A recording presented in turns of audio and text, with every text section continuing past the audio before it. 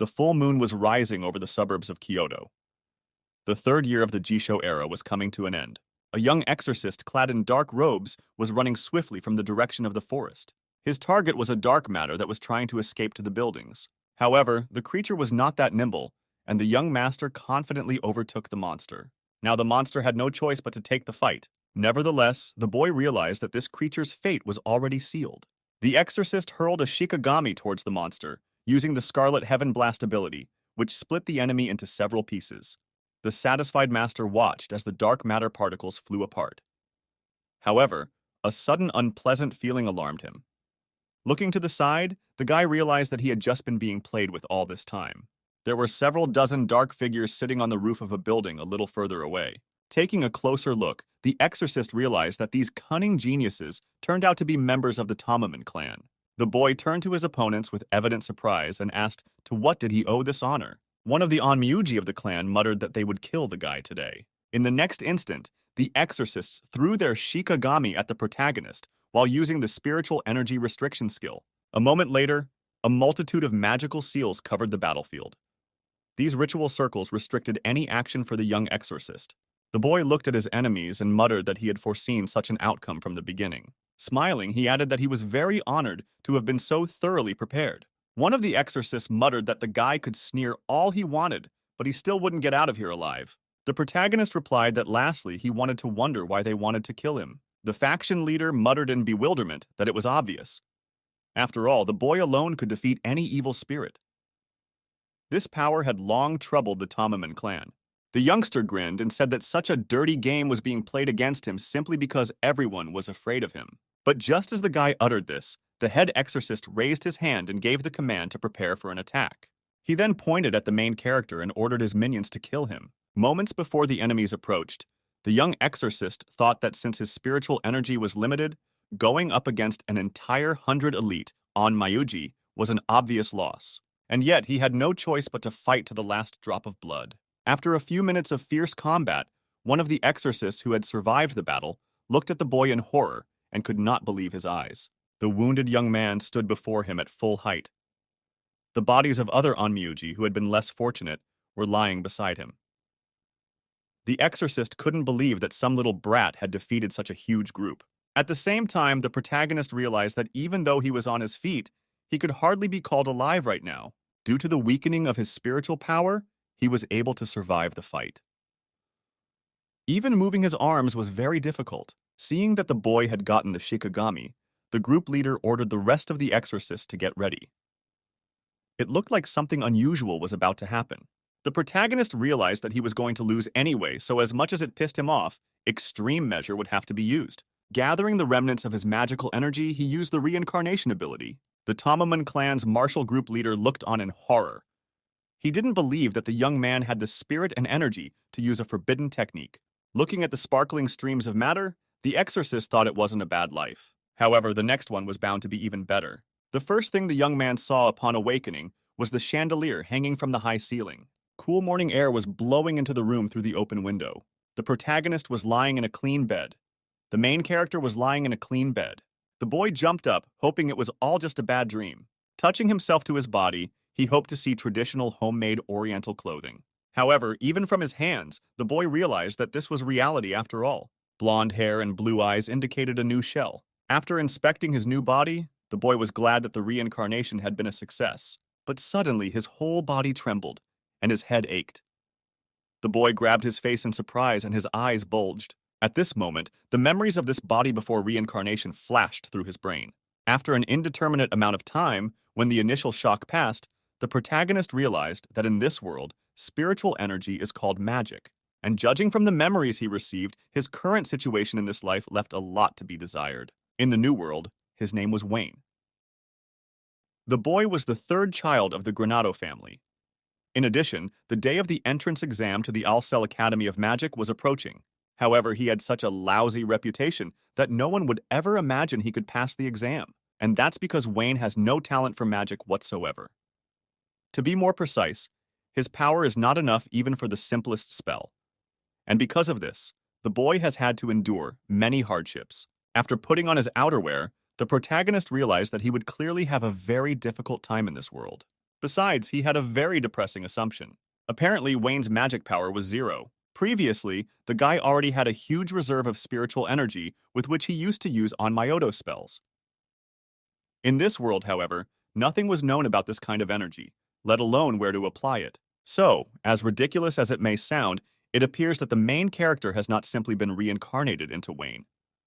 Perhaps there is a huge potential for unlocking spiritual energy hidden in this body.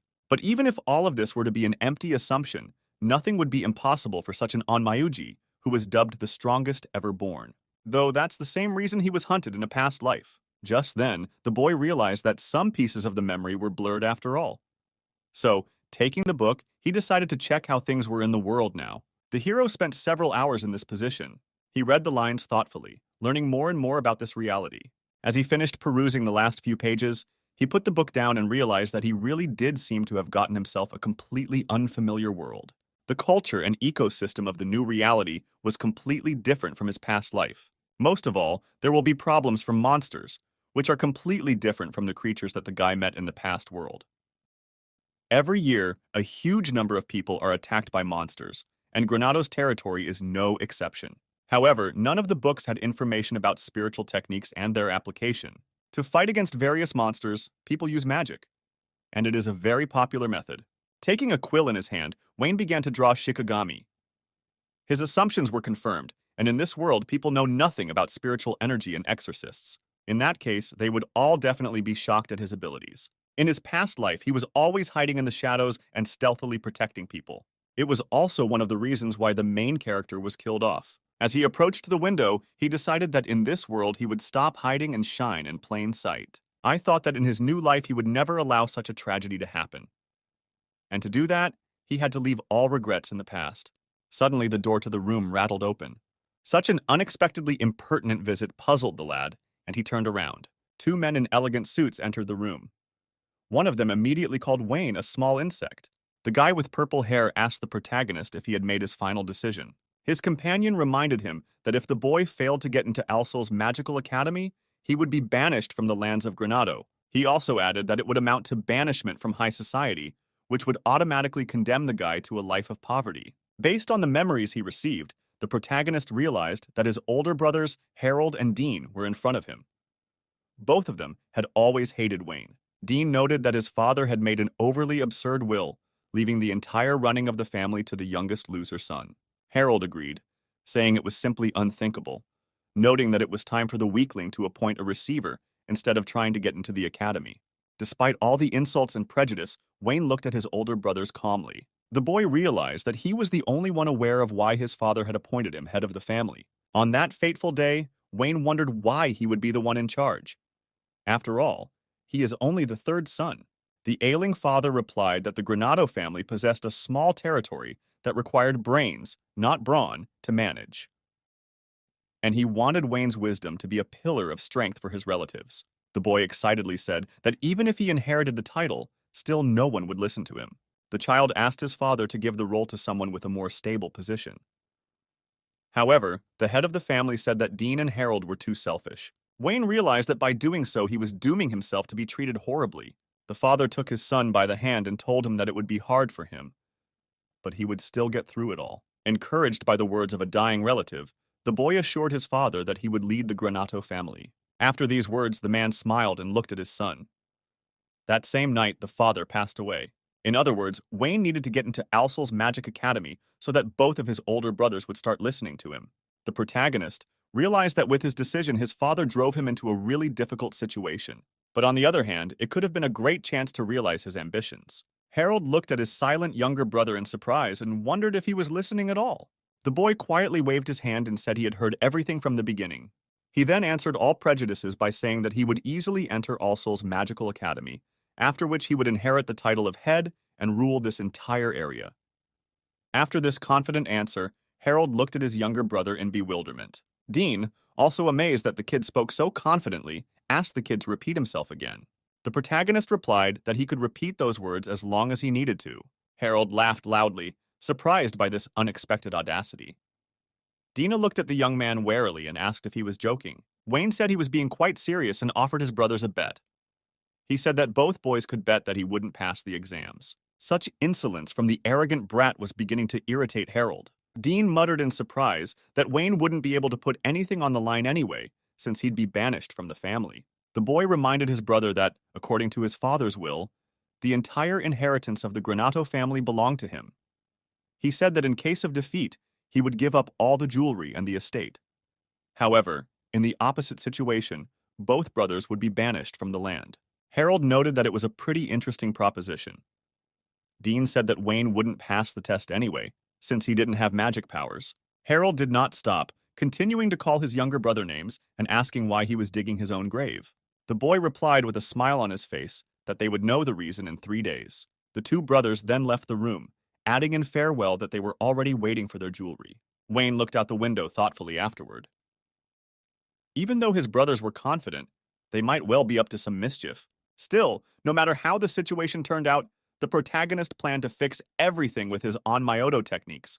But first, he needed to resurrect all of his Shikigami. After a while, the sun gradually began to set behind the horizon. Half a day later, when the turmoil in the mansion had subsided, the protagonist decided to try Onmyoto for real. It is a special technique that is activated by chanting a mantra that draws out the spiritual energy of the wearer, and paper dolls called katashiro are used as a catalyst. In this world, Onmyoto was more like magic that activated when a person used their magic power.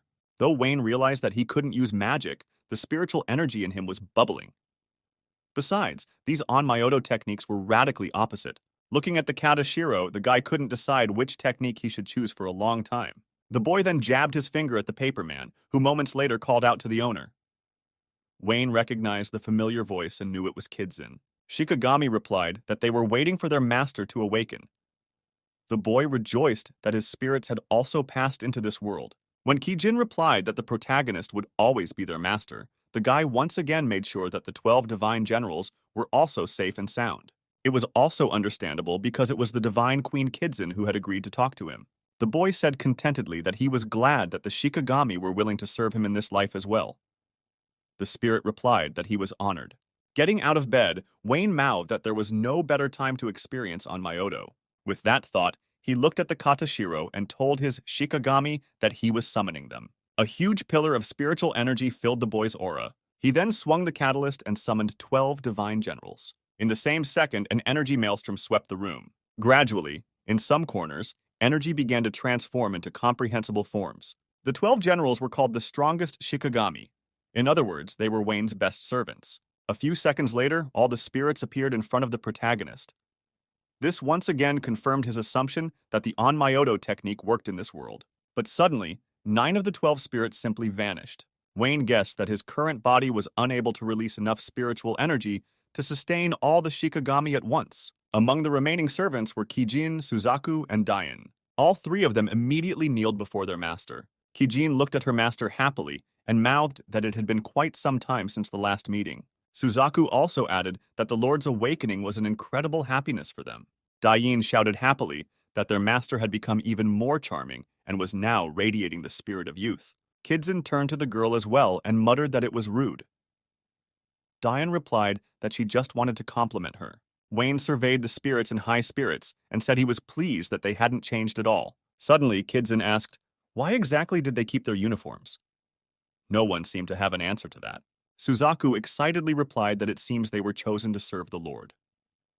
After saying that, Dayan shouted out that they were the 3 chosen ones. Wayne, on the other hand, replied to the overjoyed Shikigami that it was a mere coincidence.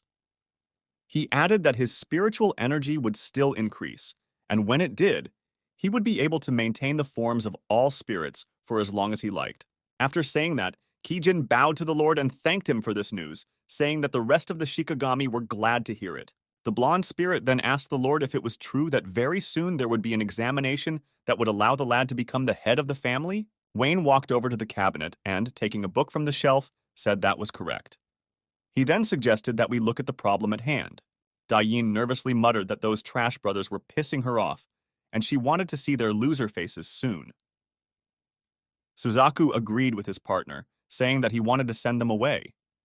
Wayne hurriedly calmed his spirits, saying that these scoundrels would soon get it all back, because they only needed a passing grade to get into the All-Cell Academy. The Shikigami jumped merrily with happiness, saying that their master was very cool.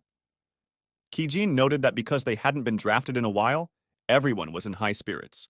The spirit girl then turned to her master and asked if he really thought that these brothers would so calmly accept defeat and agree to be exiled without any resistance. The boy replied that the two of them would never dream that he could easily pass the exam. They would probably make a scandal, but it didn't matter now. Wayne added that the main goal after enrollment will be to get rid of his status as a loser, unable to use magic. Kijin agreed with the gentleman, saying that at the moment his estimation from those around him was extremely low. But then the girl asked if the opinion of others mattered so much if in the past world the Lord was the greatest onmyuji in history. The protagonist replied that everything was correct, however, it was of little use. Such an emphatic answer from the host greatly surprised the spirits. The boy noted that in his past life he had operated from the shadows and never appeared in public. At the same time, he managed to act completely freely and not belong to any faction. However, it was this that led the boy to such a finale. A large clan had gotten rid of him without recognizing him as the strongest. So Wayne wanted to make a name for himself in this life, and then no one would dare to attack him again. The boy said that his goal was to become the greatest ruler. Kijin grinned and said that she now understood what her master was saying. The other spirits agreed, saying they loved their master for his ability to present brilliant ideas. Suddenly, Wayne said that Kijin also needed to try to take the entrance exam. The girl hesitated and replied, "Why would she want to do that?" The boy explained that he needed the help of at least one Shikigami for peace of mind. With Kijin's help, he wanted to take first place. Diane shouted that it wasn't fair to ask only one of them to do so. Wayne replied that of all the acolytes, Kijin was the smartest. Putting his hand on the girl's head, the guy said she should just get over it. Hearing such a compliment, Kijin laughed and said that she would be happy to help the Lord. Suddenly, Suzaku said that they could probably pass the part about practicing magic because it was similar to Onmyoto techniques. But the part in question was the part where they had to imitate local scholars to pass the written test. At this point, Kijin hesitated, saying that it was a pretty good question. However, Wayne found an unexpected solution to this problem. In the same instant, he showed a stack of books and said that since the Shikigami didn't need sleep, they would spend the remaining 3 days studying to solve this problem. Diane looked at the pile of waste paper and wished Kijin good luck. Suzaku grinned, telling her partner that she could tell how much she hated studying. Wayne then said that he would have to call off the rest of the spirits in order for Kijin to freely maintain her form. The rest of the Shikigami happily agreed to this and said goodbye to their master. After the spirits had evaporated, Wayne walked over to the girl left alone and placed a hand on her shoulder. With a smile at Kijin's stunned face, the guy said that they now had some serious work to do. The girl turned to her master and said that he could rely on her. 2 days later, the maid was walking carefree down the hallway, humming some kind of song. Mr. Wayne's room was next in line for cleaning. Opening the door, the girl was stunned for a while and didn't know what to say. Then she ran out into the corridor with a shriek. There was a book and a writing pen flying right in the center of the room. Kijin floated in the air while in a state of invisibility. She thought that this technique was always causing everyone to freak out. Early in the morning on the day of the exam, the carriage with Mr. Wayne headed to the capital of the Alcela Kingdom. Kijin rode in the carriage along with the protagonist, being under the effect of transparency. At that time, rumors about the floating pen and paper had already started to spread among the servants in the mansion. However, no one had taken it seriously yet. Suddenly, the boy sensed a large source of magical power about 3 kilometers away from this place. Perhaps there were monsters there. As if reading her master's mind, Kijin asked her master if she should get rid of them. The guy calmly looked forward, saying there was no need for that, and the girl needed to study for her exam. After that, the protagonist took out a katashiro from his pocket and swung it. Making a circle in the air as a catalyst, he activated the ability to move in space. The boy then found himself on a road through an open field. In all the time they had been preparing for the exam, Wayne had begun to understand the nature of magic better, even though he had no magical power in his body. Looking at the Class A monster called Chimera, the guy once again made sure that he started to get better at determining the approximate amount of magic in living creatures. The hero smiled at the soulless monster and wondered if he had found prey here. He thought to himself that he could use a warm-up before the exam. In the next instant, the chimera tried to hit the guy, but he managed to dodge. Despite its high level, the creature was too slow to catch up to a great onmyuji like Wayne. After playing with the monster for a while, the hero thought it was time to call it a day. With a sweep of his lighted katashiro, he activated the Spiral of Raging Flames ability. The chimera, who had no time to do anything, caught fire in the same instant and lost all her strength. A moment later, the creature collapsed to the ground. Wayne turned around and thought it hadn't been that hard. The next second, he was back in the carriage. When asked by the spirit how it had gone, the boy replied that the magical power of that creature was higher than the local monsters, but it was still disappointing. Kijin replied that she expected nothing less from the Lord. Suddenly, the horses squealed and stood still. The cabman stared in surprise at the body blocking his way. Wayne looked out the window and asked the servant what was wrong. The man replied that everything was fine, unless there's a dead chimera corpse lying right in the middle of the road. Noting that the creature's body was also charred, the cabbie thought it must be the work of some powerful mage. A short while later, the carriage arrived at the capital of the Kingdom of Alcela.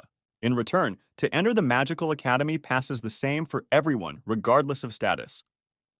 In addition, the final test attracts a huge number of people from all over the continent, so only true talents can enter.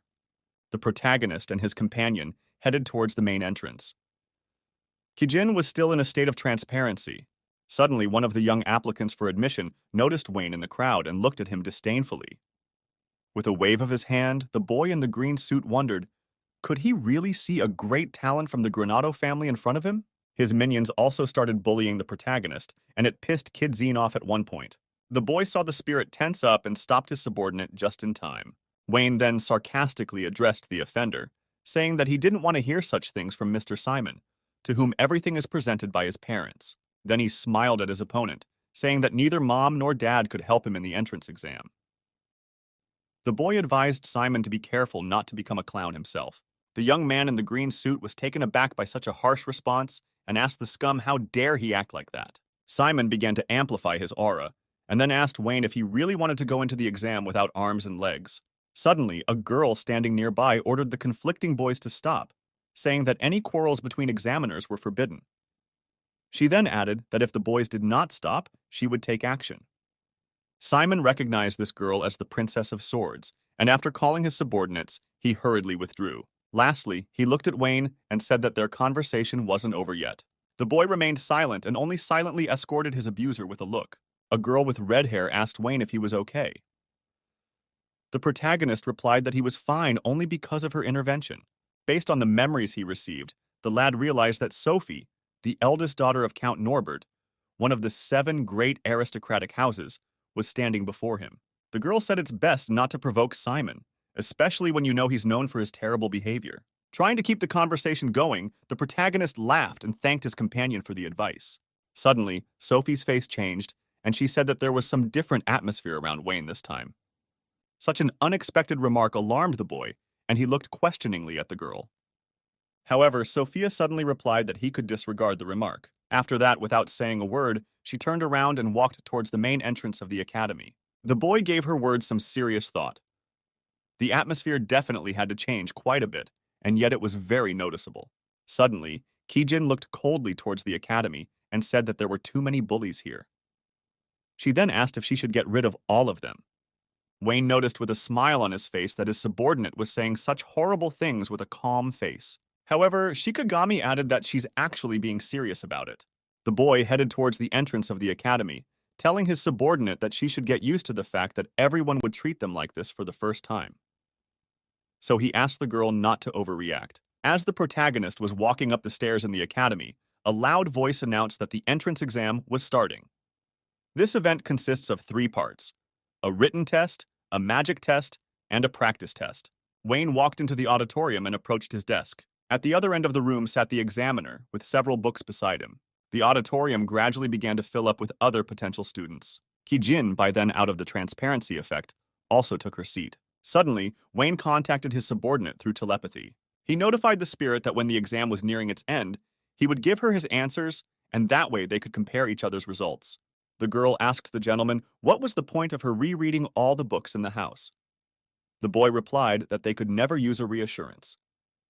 He also added that even if they marked the correct answer, they would have to write extended explanations anyway. Shikigami replied that she understood her master's point. After the papers were signed, the examiner ordered the entrance to begin the test. The boy thoughtfully considered the questions presented in the sheet. He noted that there were many assignments on the technical aspects of magic in the written test. Wayne was generally knowledgeable about the theoretical side of magic. However, he had only studied the technique superficially, and some of these questions were incomprehensible to him. Fortunately, most of the tests were still devoted to theory, and decent scores could be obtained. After a while, the examiner announced the end of the written test.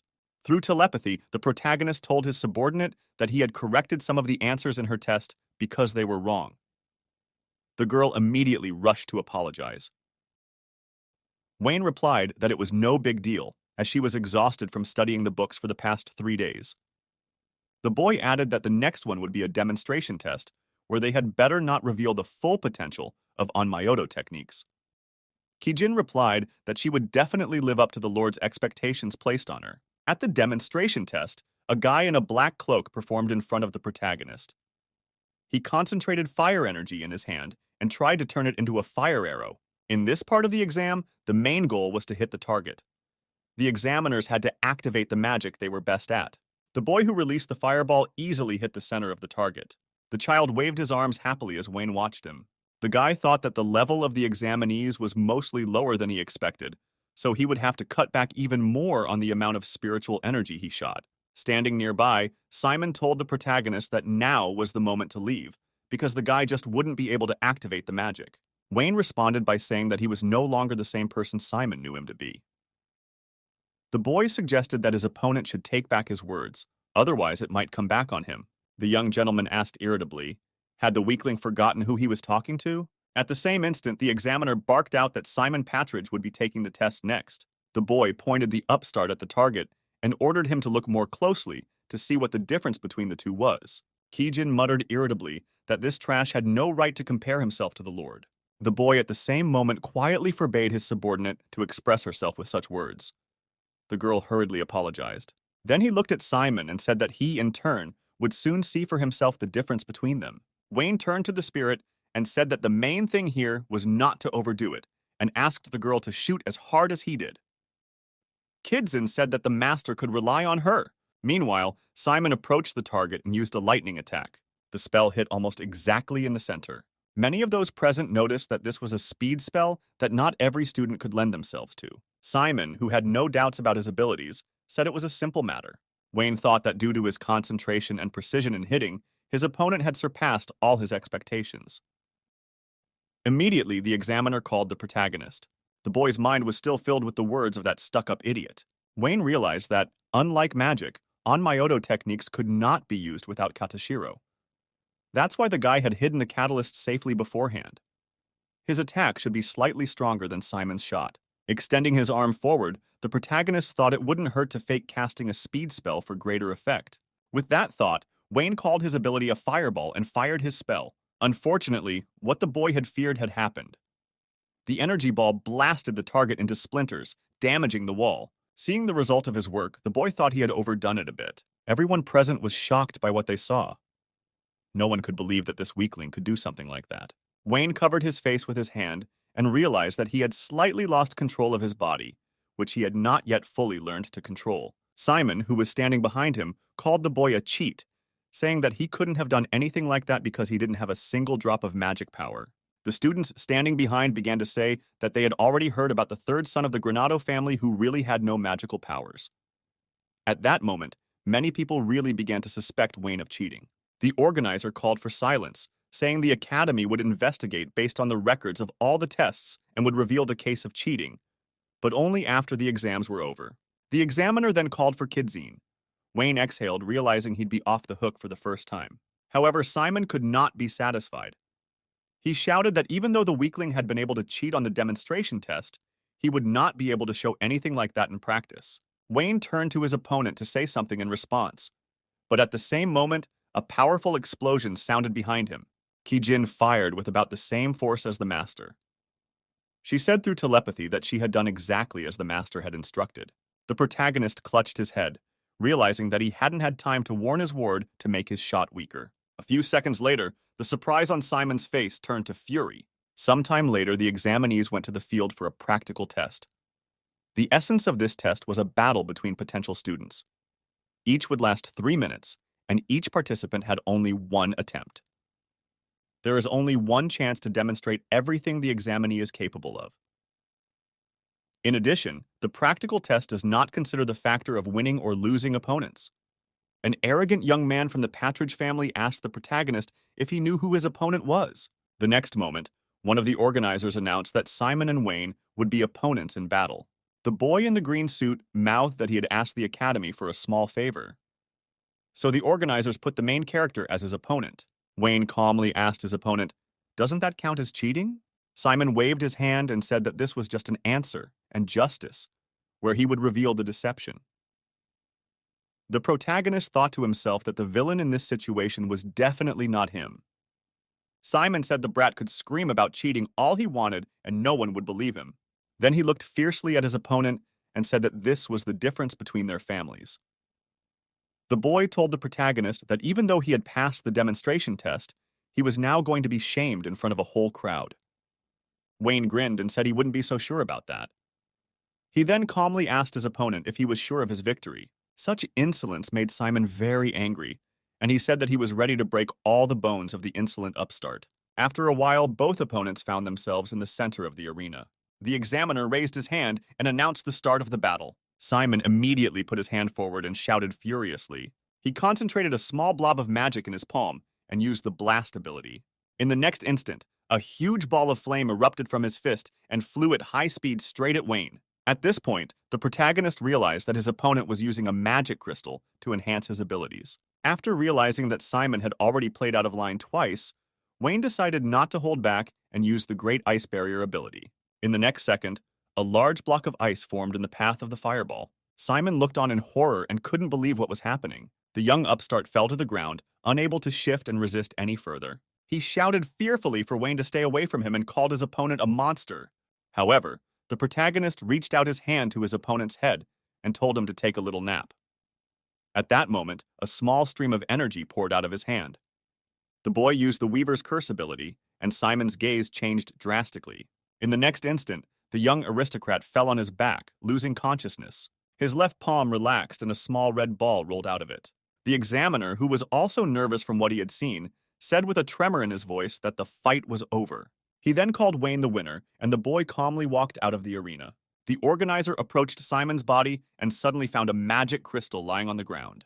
The examiner then turned to the people standing around and said that Mr. Patridge had been found guilty of cheating. He then announced that the young gentleman's participation in the entrance exam was cancelled. The crowd around him began to whisper and couldn't believe that Simon had cheated. Many people were surprised that the guy wanted to come first in the exam so badly. Someone muttered that in that case, Wayne had won honestly. Sophie watched the protagonist descending the stairs. She wondered in bewilderment what had happened to him. Wayne was greeted downstairs by a delighted Kijin. She noted her master's excellent performance and added that the brute was able to experience the difference between the two. The satisfied protagonist muttered that the subordinate had said everything correctly. Just then, the boy warned the spirit to act about the same as he did in the exhibition fight. It would be even better if Kijin's attacks were even slightly weaker. The girl once again mouthed that she understood everything and added that her master could rely on her. Wayne looked silently after his Shikigami and thought to himself that he was troubled by a vague doubt. A few seconds later, there was an explosion in the center of the arena right at the start of the battle. The helpless body of one of the disciples flew high up. The organizer was equally surprised to announce Kidzine as the winner. The protagonist once again grabbed his head and thought that he wasn't surprised at all. After that, the organizer announced that the entrance exam had come to an end. Subsequently, the results of all 3 tests were sent personally to the Academy principal for verification. In the course of the inspection, the head took one of the cases in amazement and examined it for a long time.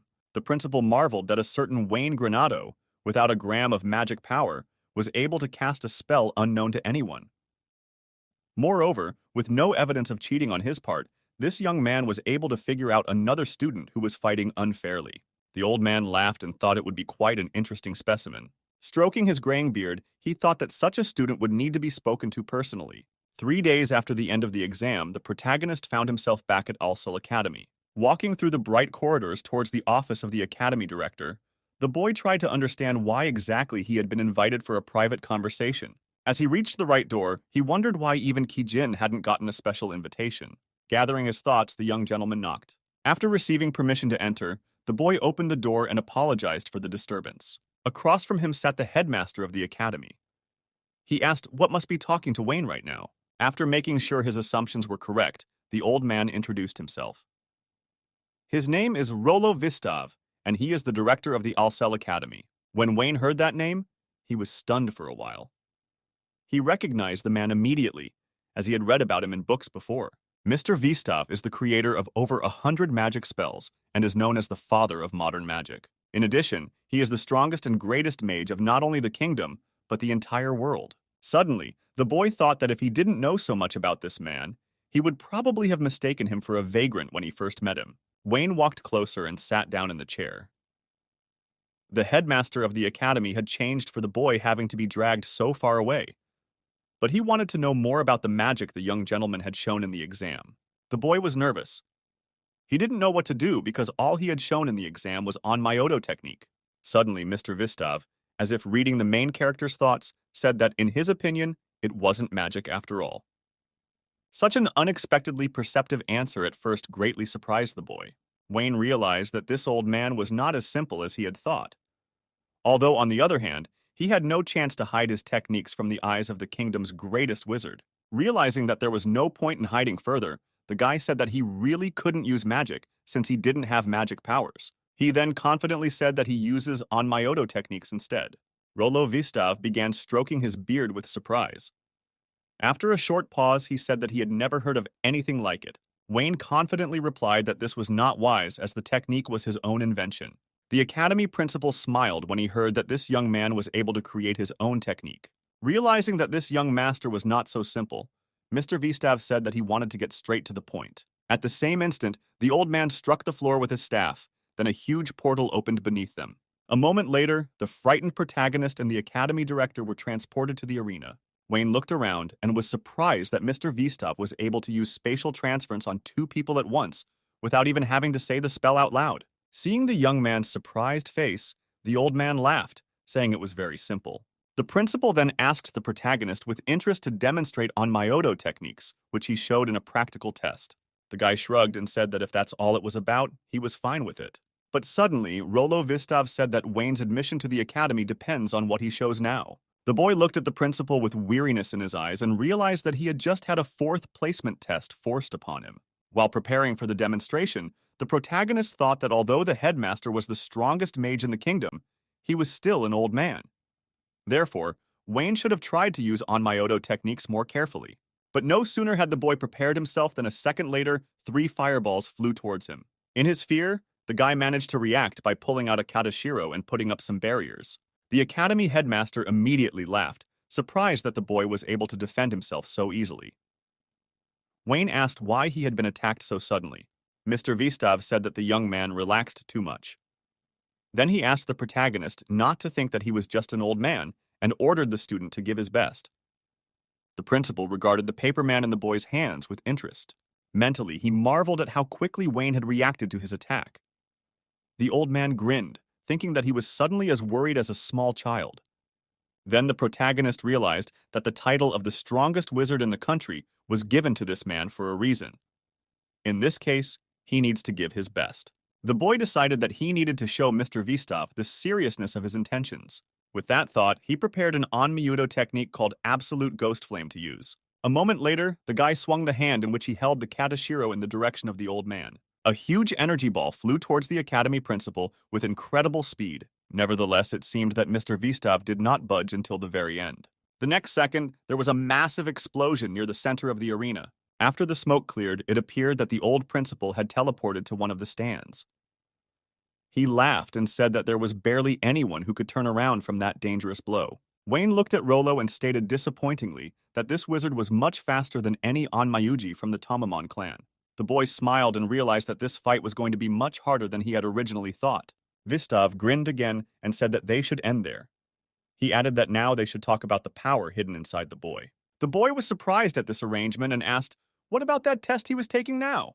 The head of the academy laughed again and said that Wayne had passed this test before it could even begin. Looking at the boy's questioning face, Rollo said that the exam the protagonist had taken 3 days ago had been successfully passed. And today Mr. Vistav invited a new student purely out of personal interest. He couldn't wait to see how fast and how much the academy would change with the arrival of such a capable guy. Wayne grinned, thinking that the wily old man had outplayed him again. A couple days later, an important message arrived at the Granado mansion. Kidson was jumping up and down with joy and screaming that they had finally made it. The girl happily followed her master down the corridor, saying she expected nothing less from him. In his hand, Wayne held the very cherished letter. Shikigami said in a confident voice that only true fools bet so frivolously with the great lord. The guy calmly mouthed that no one had forced them to agree to this bet, much less set such conditions. So now it was time to keep their promises. A short while later, the two companions approached the double doors leading to the dining room. The boy muttered that he would have to call Kidson away for a while. The girl's silhouette gradually began to evaporate, and she gave a final good luck wish to her master. Gathering his thoughts, the protagonist opened the door to the dining room. Dean and Harold were sitting at the big table. They looked in surprise at the brat who had entered the room. Harold turned to his younger brother dismissively, calling him a small insect, and asked the latter if he had anything to say. Wayne, being in high spirits, said he had some news and was glad to find both brothers in the same place. Such a joyful tone from the brat caused Harold and Dean great surprise. The protagonist walked over to the table and, pulling a message out of an envelope, placed the sheet in front of the brothers and asked them to take a look. This document stated Wayne Granado's enrollment in the All-Cell Magic Academy. The boy then asked both brothers to leave the estate as agreed. Being in indescribable shock, Dean shrieked that it just couldn't be. Harold, for his part, was incredibly calm. He told his brother not to worry because it was probably just a fake. A moment later, Dean calmed down and thought it was probably true. After all, how could a weakling with no magical powers get into such a prestigious institution? He immediately confirmed his brother's words not very confidently, saying that such a mediocrity would not be able to get in anywhere. Wayne said he expected such a reaction and added that in such a case he has to prove otherwise. After these words, Dean's confidence finally shook. The protagonist explained that he would prove that the enrollment notice was authentic, and for that, he only offered his brothers to compete with him, so that they could see for themselves that he was good for something. Suddenly, Harold jumped up from his seat, grabbing his knife and shouting that this was overkill. He tried to strike his brother with his blade, saying that no minnows could stand in his way. The boy, however, caught the insolent man's blade with 2 fingers. Harold tried to move his weapon in bewilderment, but he was unable to do so. The blade of the dagger was well fixed. Suddenly, energy started pouring out of the protagonist's hand. Wayne calmly turned to Dean, who was standing idly by, and asked why he wasn't joining in. The boy couldn't stand such insolence and shouted to his brother not to overestimate himself. The boy shouted at his brother not to overestimate himself. In the next second, Dean directed a spell toward the boy, using the flame ability. The strongest flames engulfed the body of the protagonist after a moment. Harold jerked back tighter to avoid getting hit. He looked contentedly at the hurricane of fire that engulfed his younger brother's body, and said with a chuckle that it would be a lesson to him. Dean looked enthusiastically at the result of the work he had done. The next second, however, all the flames were gone, and the brothers saw Wayne, who, as it turned out, hadn't even moved. Harold and Dean couldn't believe what was happening and didn't understand how this was even possible. After that, the main character snapped his fingers and the dagger flew towards the elder brothers. Dean didn't have time to react and the blade whizzed by his ear, chopping off part of his hair. After that, the dagger slammed into the opposite wall at a tremendous speed. The boy calmly mouthed that everything he had seen should have been enough to confirm that he had passed the entrance test to the magical academy and was therefore the head of the family. He then headed for the dining room doors. Turning around, the main character lastly said that he was officially expelling his older brothers from the Granado house. Harold and Dean would be required to leave the mansion tomorrow. After the doors to the dining room slammed shut, the room was silent for a while. Harold then turned to his brother in despair, asking what they should do now. After all, they've only recently managed to pull off a very complicated case of tampering with my father's medication. It turns out all that work was for nothing. Dean looked frantically toward the door. Wayne came out and said that all they had to do in this situation was play their trump card. In the evening of the same day, one of the older brothers came to the town tavern. There he handed a small purse to a certain person. The unidentified man counted the money with 10 platinum coins on the bills. Dean asked the hooded man in an annoyed voice. Surely he could get the kill. The young silence mage nicknamed Zodiac said he would do well and could be relied upon. This night, Wayne had a very restless sleep. At a certain point, the protagonist woke up. He realized that this night was going to be turbulent. Kijin called out to his master, and the lad, rising in bed, said he had already figured it out. The boy saw a huge pentagram in the middle of his room. He didn't believe until the last moment that both brothers would dare to do it. He looked around and looked to determine if it was a barrier. Confirming his fears, Wayne noticed that this mage had also placed silent assassination magic inside the pentagram. The boy went to the window and looked at it. In the reflection, he saw a flower in a vase. Slipping his hand through the barrier, he touched the glass. The flower and vase immediately turned to ash. Wayne marveled that these two weren't even shy about such methods. After that, the main character sighed heavily. He scratched his chin and wondered if he should show his older brothers a real quiet murder. Late that night, the tavern was already empty. However, there was still laughter in the main hall. Both of the older brothers were in the main room. Harold smiled and praised the Zodiac profusely. He added that he was finally going to see how this pathetic, smug insect was suffering. Harold couldn't settle down and kept calling his younger brother a loser. He then laughed and said that since this weakling had managed to enter the Magic Academy after all, they had no choice but to kill him. Zodiac muttered that this barrier was imbued with dissolving magic from the inside, so not even a bone would be left of the victim. Harold shouted that was great and asked his brother if it was time for them to visit the brat. He looked at Dean and asked, "How could you pass up the opportunity to see the fruits of their vengeance?" he said.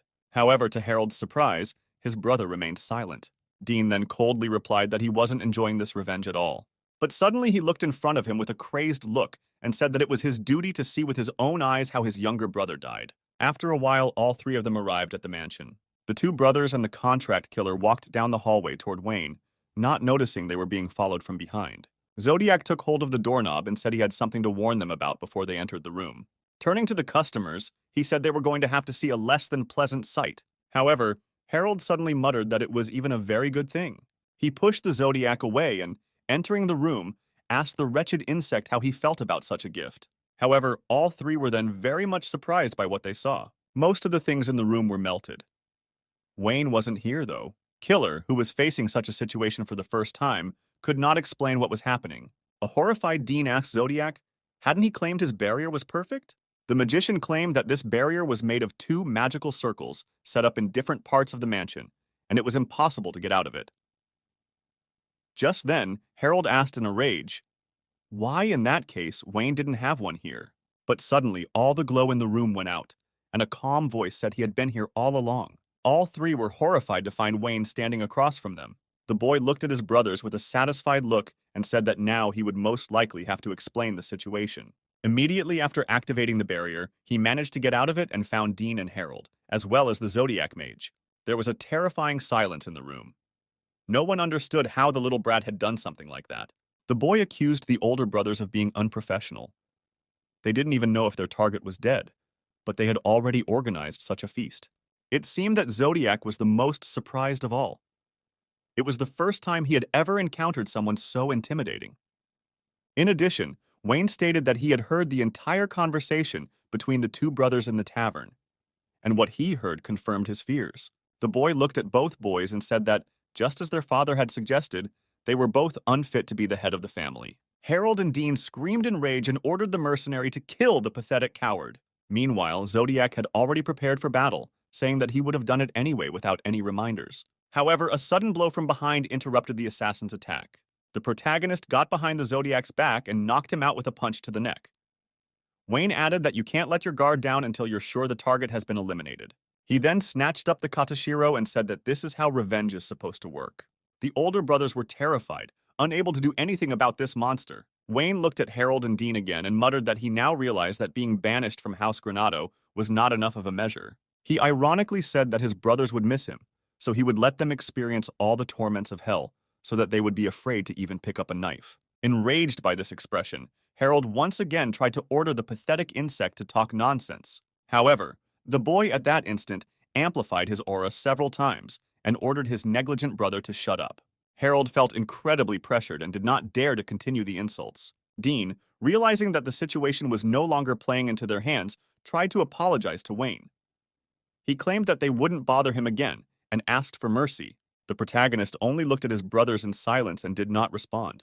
After a few seconds, he smiled and said that he wasn't even thinking of forgiving anyone now. Dean looked at Wayne in horror. It felt like he'd been talking to a monster for minutes. The boy once again angrily muttered to his younger brother that he was overstepping his bounds with his behavior. However, instead of answering, the boy summoned one of the divine generals named Tenku. At that moment, dark matter of incredible sizes and shapes began to appear behind his back. From fear, neither Dean nor Harold could move from their seats and only watched in silence as the terrifying creature appeared before them. Tenku, being one of the strongest Shikigami, is an unrivaled master of illusions. If the brothers even try to enter Granado's territory again, they will be immediately overtaken by the monster's illusions. Seeing an incredible entity that doesn't really exist, both guys rushed out. It was getting light outside, and Dean and Harold threw their things into the first bags they could find, ran out the main exit, and darted away. Wayne stood at the window, watching his brothers run. At the same moment, he turned and looked around the room. The boy then walked over to the desk and, sitting down at it, realized that from this moment on, he was the sole owner of the Granado family's property. Across from him stood a miniature portrait of his deceased father. The boy looked at the good-natured face of this man and promised that he would definitely protect their family's precious lands and enrich them. Wayne then set the frame on the table and left the room. The next day, the young man arrived at the Also Magic Academy. The students made their way to the huge dining hall. After everyone had settled into their seats, the organizer of the celebration offered to welcome a representative from the freshmen. He then asked Mr. Wayne Granado to come to the stage. The boy thought with a smile that he would never in his life have gotten first place in an exam with such a controversial result. Someone had clearly made an effort to help him with that. But the protagonist immediately discarded these thoughts and realized that now it is most important for him not to repeat the mistakes of his past life. So now he should have just taken that chance. The boy climbed up on the stage and looked around at everyone present. The people of the dining hall immediately began to whisper. Many students did not believe that the freshmen this year would be represented by the underdog Wayne.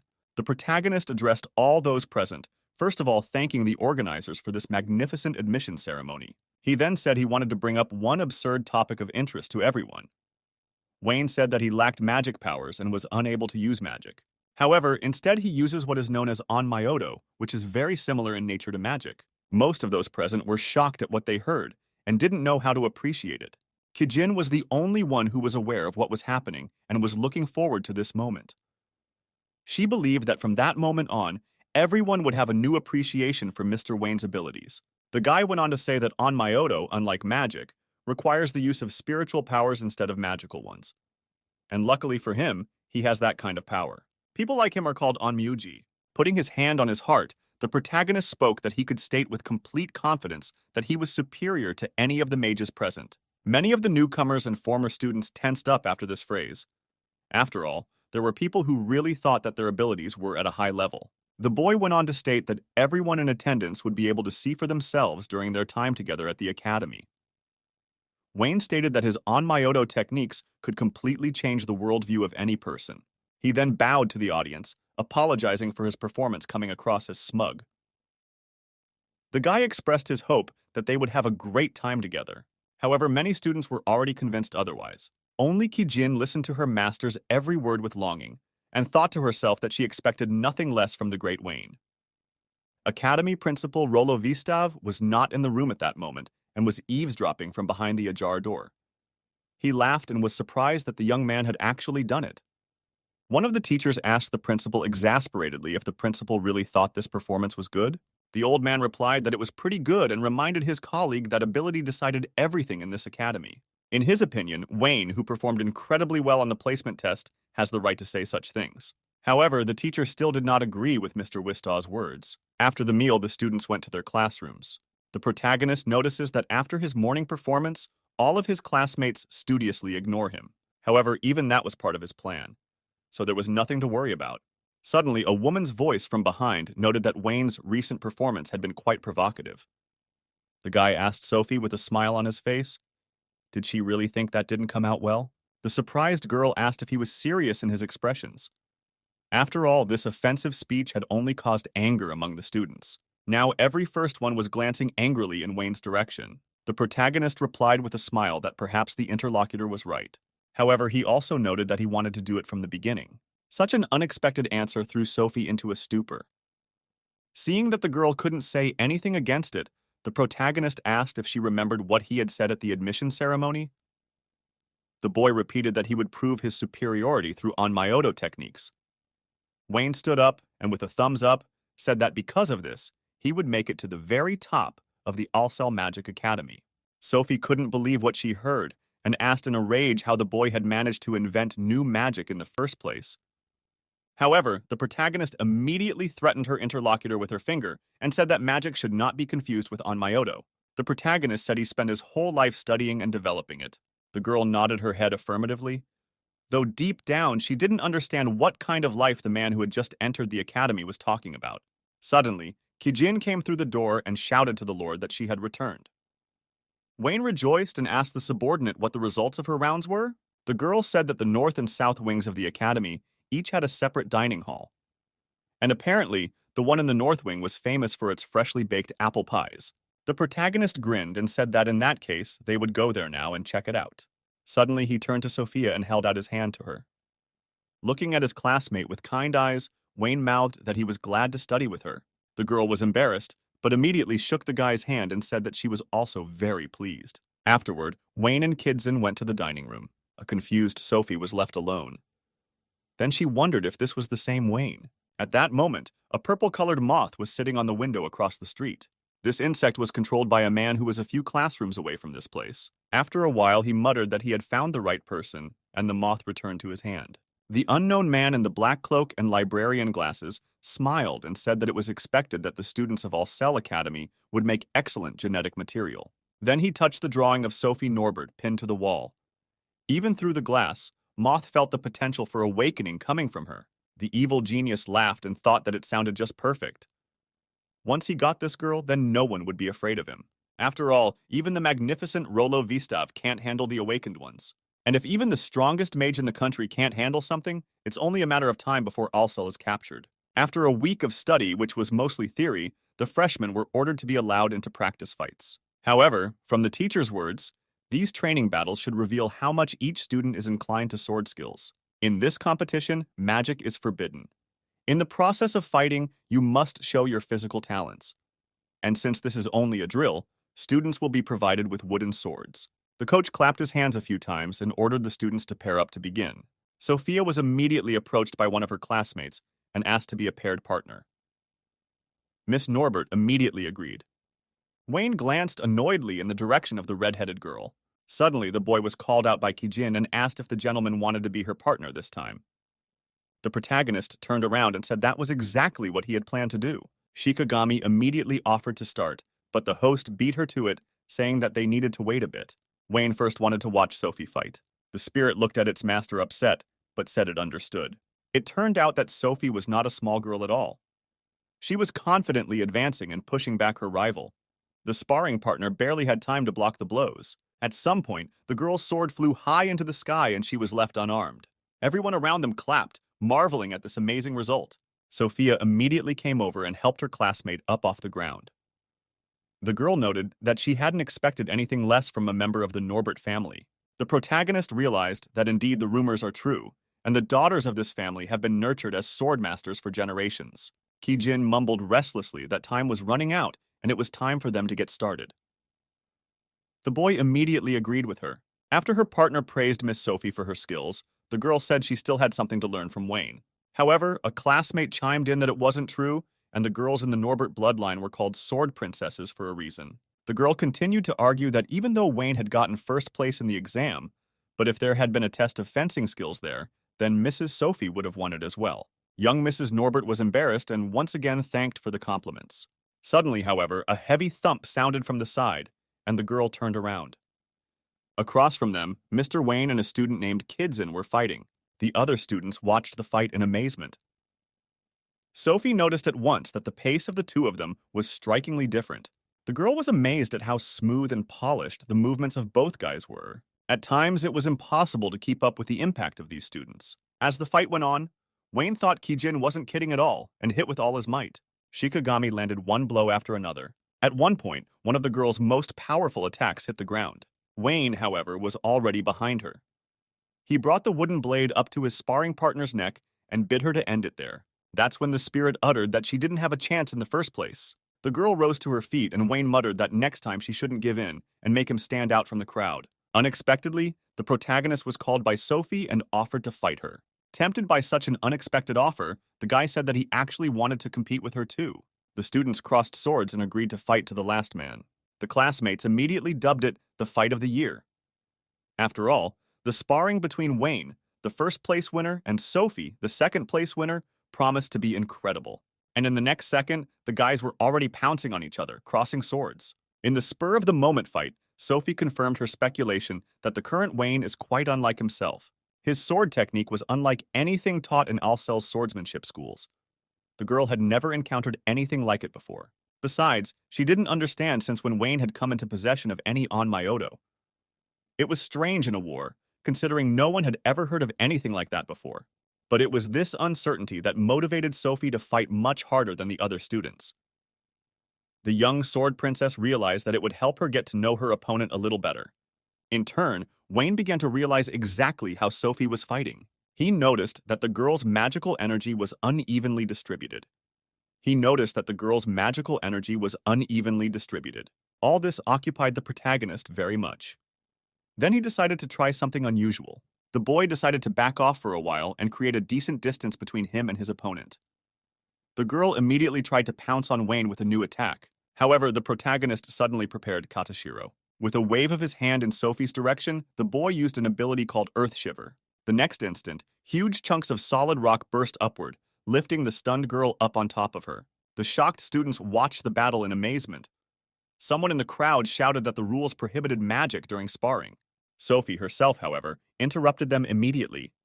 She looked at her opponent and said that it was an onmyoto technique. Wayne, with a smile on his face, confirmed the girl's speculation and said that he had not heard of anyone banning such things before. Sophie once again looked around nervously. She realized that if the guy kept doing something like this, she wouldn't stand a chance. The girl wondered why Wayne had decided to use it so suddenly. Was he really determined to win at all costs? She was distracted for a second and completely lost sight of the protagonist. And at that moment, the guy was behind her back and asked her what she was going to do now. After saying that, Sophia turned around sharply and saw that Wayne was already about to strike. The girl barely had time to react and put her sword in front of her and blocked the guy's attack. The next instant, unexpectedly to Wayne, she swung her blade and tossed the protagonist's weapon far aside, shouting that he would not wait for such a simple victory. After this unexpected outcome, even Sophie looked at the boy in surprise, not understanding how he had let himself be defeated so easily. In the next second, Wayne looked at his opponent with a smile and said he was admitting defeat. The student looked behind her opponent's back in surprise and said that he might as well grab his sword and continue the battle. The protagonist calmly replied that despite the prohibition of magic, he had used onmyoto, which he thought sounded like cheating. The guy explained that he had broken the rules and therefore lost. At this moment, Sophie suddenly felt the magical energy in her body stabilize. It was then that she guessed that Wayne had probably figured out her weakness from the beginning and helped her get rid of it. The girl immediately turned to her classmate and thanked him for it. Wayne replied that he didn't think he had done anything supernatural to be thankful. The guy then deftly jumped off the embankment and walked towards Kijin. Sophie looked contentedly in the direction of the protagonist and thought that she could only understand one thing about Wayne from this fight. Childhood memories immediately popped up in the girl's mind. Then the boy came to her repeatedly to comfort her in her difficult moments. Sophie realized that he hadn't changed at all since then. However, the time spent has only made him stronger. After the last sparring session, many students looked in Wayne's direction with disbelief. Some thought it was because he was so boastful about his onmyuji, but he still lost. The students concluded that the guy wasn't as great as he tried to make himself out to be. Naturally, the protagonist heard all these conversations. Kijin was getting very tense because her master was being put in a bad light. However, the guy kept calming the girl down, saying that everything was under control. Suddenly, Sophie interrupted her classmates' conversations about Wayne's defeat. The girl explained that the guy had used his onmyuji technique to fix the flow of magic in her body. One of the students, surprised by this information, asked Sophie if she was wrong. However, the young sword princess confirmed all that was said, adding that with her swordsmanship skills, Wayne would have easily defeated her without the use of his techniques. She then turned to the main character and asked if he agreed with everything that was said. The boy smiled and seriously replied that what the girl had said only partially reflected the truth, for in a real battle, he supposed, he would not be able to overpower Sophie. But immediately Wayne added that there was no way he was going to give in to the girl next time. The girl responded by accepting the challenge and said she was always up for a rematch. After this dialogue, all the students around whispered, Many were surprised that Sophie herself recognized the fact that On Myoto had been used on her. After that, a lot of guys became convinced of Wayne's true power. Some started coming up to the guy and apologizing for being wrong about him. Many of those who thought that the main character was just a braggart now said that he was a great guy. From such an unexpected flood of attention, the boy turned to Kijin and laughed involuntarily. After a while, Wayne approached Sophie and thanked her for telling her everything. In the main character's opinion, without it, it would have been much harder for him to get closer to his classmates. The girl smiled and replied that she was always happy to help. After all, if she left it at that, he would be misunderstood. The guy looked at Sophie thoughtfully and said that he would like to discuss the subject a little further. He then suggested to a classmate that she go to his mansion during her free time after class. As a thank you, he would like to treat her to something. Sophie said she had no plans after her studies and would gladly accept the invitation. After class ended, the boys headed to the Granado family mansion. Wayne and Sophie sat down in the dining room. After a while, Kidson came over with a tray, apologizing for the wait. The spirit then placed a mug of black tea in front of both boys. The protagonist thanked the Shikigami, and the girl nodded her head with a smile. Sophie was surprised at first that Kijin had been Wayne's servant all this time. The boy replied that she had been and asked if it wasn't commonplace at a magical academy. The girl replied that it was. The boy then looked seriously at his interlocutor and said that the topic of conversation would be that he was being misunderstood. Sophie thought about the question and said that sometimes her classmates think Wayne is a little smug, and because of that, they try not to cross paths with him. The boy was greatly puzzled by what was said. The girl asked him in surprise, "Didn't he realize it himself?" Wayne replied that he had never previously thought about it from that angle. Memories of the last day in his past life immediately surfaced in his mind. The boy thought that perhaps one of the reasons he had been killed was because of his self-righteousness. The protagonist thought that previously it seemed normal to him to behave confidently. Apparently, now he should be a little more modest, so as not to repeat his past mistakes. Sophie saw that Wayne was getting agitated and muttered that if they resolved all the misunderstandings, people would immediately realize how good a man he was. The boy reached for his mug of tea and replied that the girl had helped him a lot, but that they would definitely solve this problem in the future. Sophie said she understood and asked if there was anything else she could do to help the protagonist bond with the class. Wayne was surprised that his conversation partner was so interested in his relationship with his classmates and asked if she was sure. The girl smiled and reminded her that the boy had already helped her during sparring. Besides, she wanted to know more about Wayne herself. The protagonist was satisfied with this answer, and smiling, he thanked Sophie for her help. Afterward, they sat and chatted about various topics for a long time. The girl went home already as the sun was setting. Wayne saw his classmate off, thinking that he now had his first friend in the academy. Walking calmly home through the evening neighborhoods of Alcel, Sophie suddenly thought that she hadn't talked to anyone in a long time. Many teenagers and even adults are afraid of her family and rarely start a conversation first. Perhaps Wayne's confidence keeps him from worrying about such things.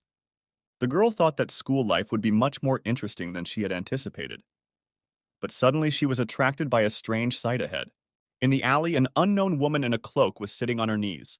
Sophia ran up to the woman and asked if she was okay. The gray-haired stranger replied that she had unluckily pulled her ankle. The lady then asked the young lady to help her. Her house is not far from here. Sophie said she could carry the woman on her back. That way, the stranger wouldn't have to strain her legs too much. After the sword princess turned her back to the victim, the latter suddenly changed her voice and said, after thanking her, that it would be easier for her to catch the girl that way. Sophie felt a powerful magical aura begin to form behind her and tried to turn around. However, there was then a small pop, and the student fell unconscious into the woman's arms. Then the stranger shouldered the girl's body and walked down the empty alley. A short while later, Kidson entered her master's study and reported that a maid from the Norbert household had arrived at their mansion. The guy was surprised that the girl had arrived at such a late hour and asked if Sophie had forgotten something at his house. As he walked toward the exit, Wayne saw a worried maid. She asked in a trembling voice if Mrs. Sophie was at the Granado mansion at the moment. The guy looked at the maid in surprise and said that the girl had gone home a long time ago. After that, there was a tense silence in the air. The boy asked if everything was as he thought, to which the maid replied that Sophie had indeed never returned to their mansion. The protagonist excitedly replied that this was of grave concern. The maid went down the stairs toward the carriage and lastly asked Mr. Wayne to contact the Norbert house if the boy knew anything of Mistress Sophie's whereabouts. The guy replied that he would report first if he got hold of any information. Thereupon, the maid bowed and got into the carriage. As soon as the carriage departed, the protagonist pulled a katashiro from his pocket. With a wave of the paper man, he summoned one of his spirits named Taimo. At the same second, a spirit in a classic suit appeared in front of the boy. After the Shikigami bowed to his master, the boy said that he had already heard about everything. Wayne then ordered Taimo to find out where Sophie was now. The spirit replied that it clearly understood the order, and in the next instant, vanished. After that, the main character thought about this strange situation. The guy had a very bad premonition, and he wanted his assumptions not to come true. Meanwhile, Sophie found herself in some dark basement, being tied to a wooden chair. A while later, the girl struggled to open her eyes, gradually coming to her senses. She tried to remember what had happened to her. Sophie remembered the moment when she had tried to help an old woman. Suddenly, she saw two men in black robes in front of her. The man with small glasses saw that the girl was awake. At the sight of the unknowns, Sophie tensed up and asked angrily, "Who were they?" The woman opposite looked at the captive enigmatically and asked if she remembered how she had been caught. It was then that the memory of how the strange old woman had suddenly stunned her surfaced in the ball princess's mind. The realization came to Sophie that this was the Jane Doe standing before her. The woman in the black dress smiled at the captive and replied that she was glad to be remembered. Sophie angrily asked her captors what they wanted from her. Suddenly, the guy with the glasses ordered the victim to stop rampaging because she surely doesn't want to die too quickly due to physical overexertion. This wording confused the girl even more, and she finally stopped understanding what was wanted from her. Suddenly, the bespectacled man grabbed some kind of switch and pulled it down. After that, the crystal that had been behind the captive's back all this time glowed with a violet light.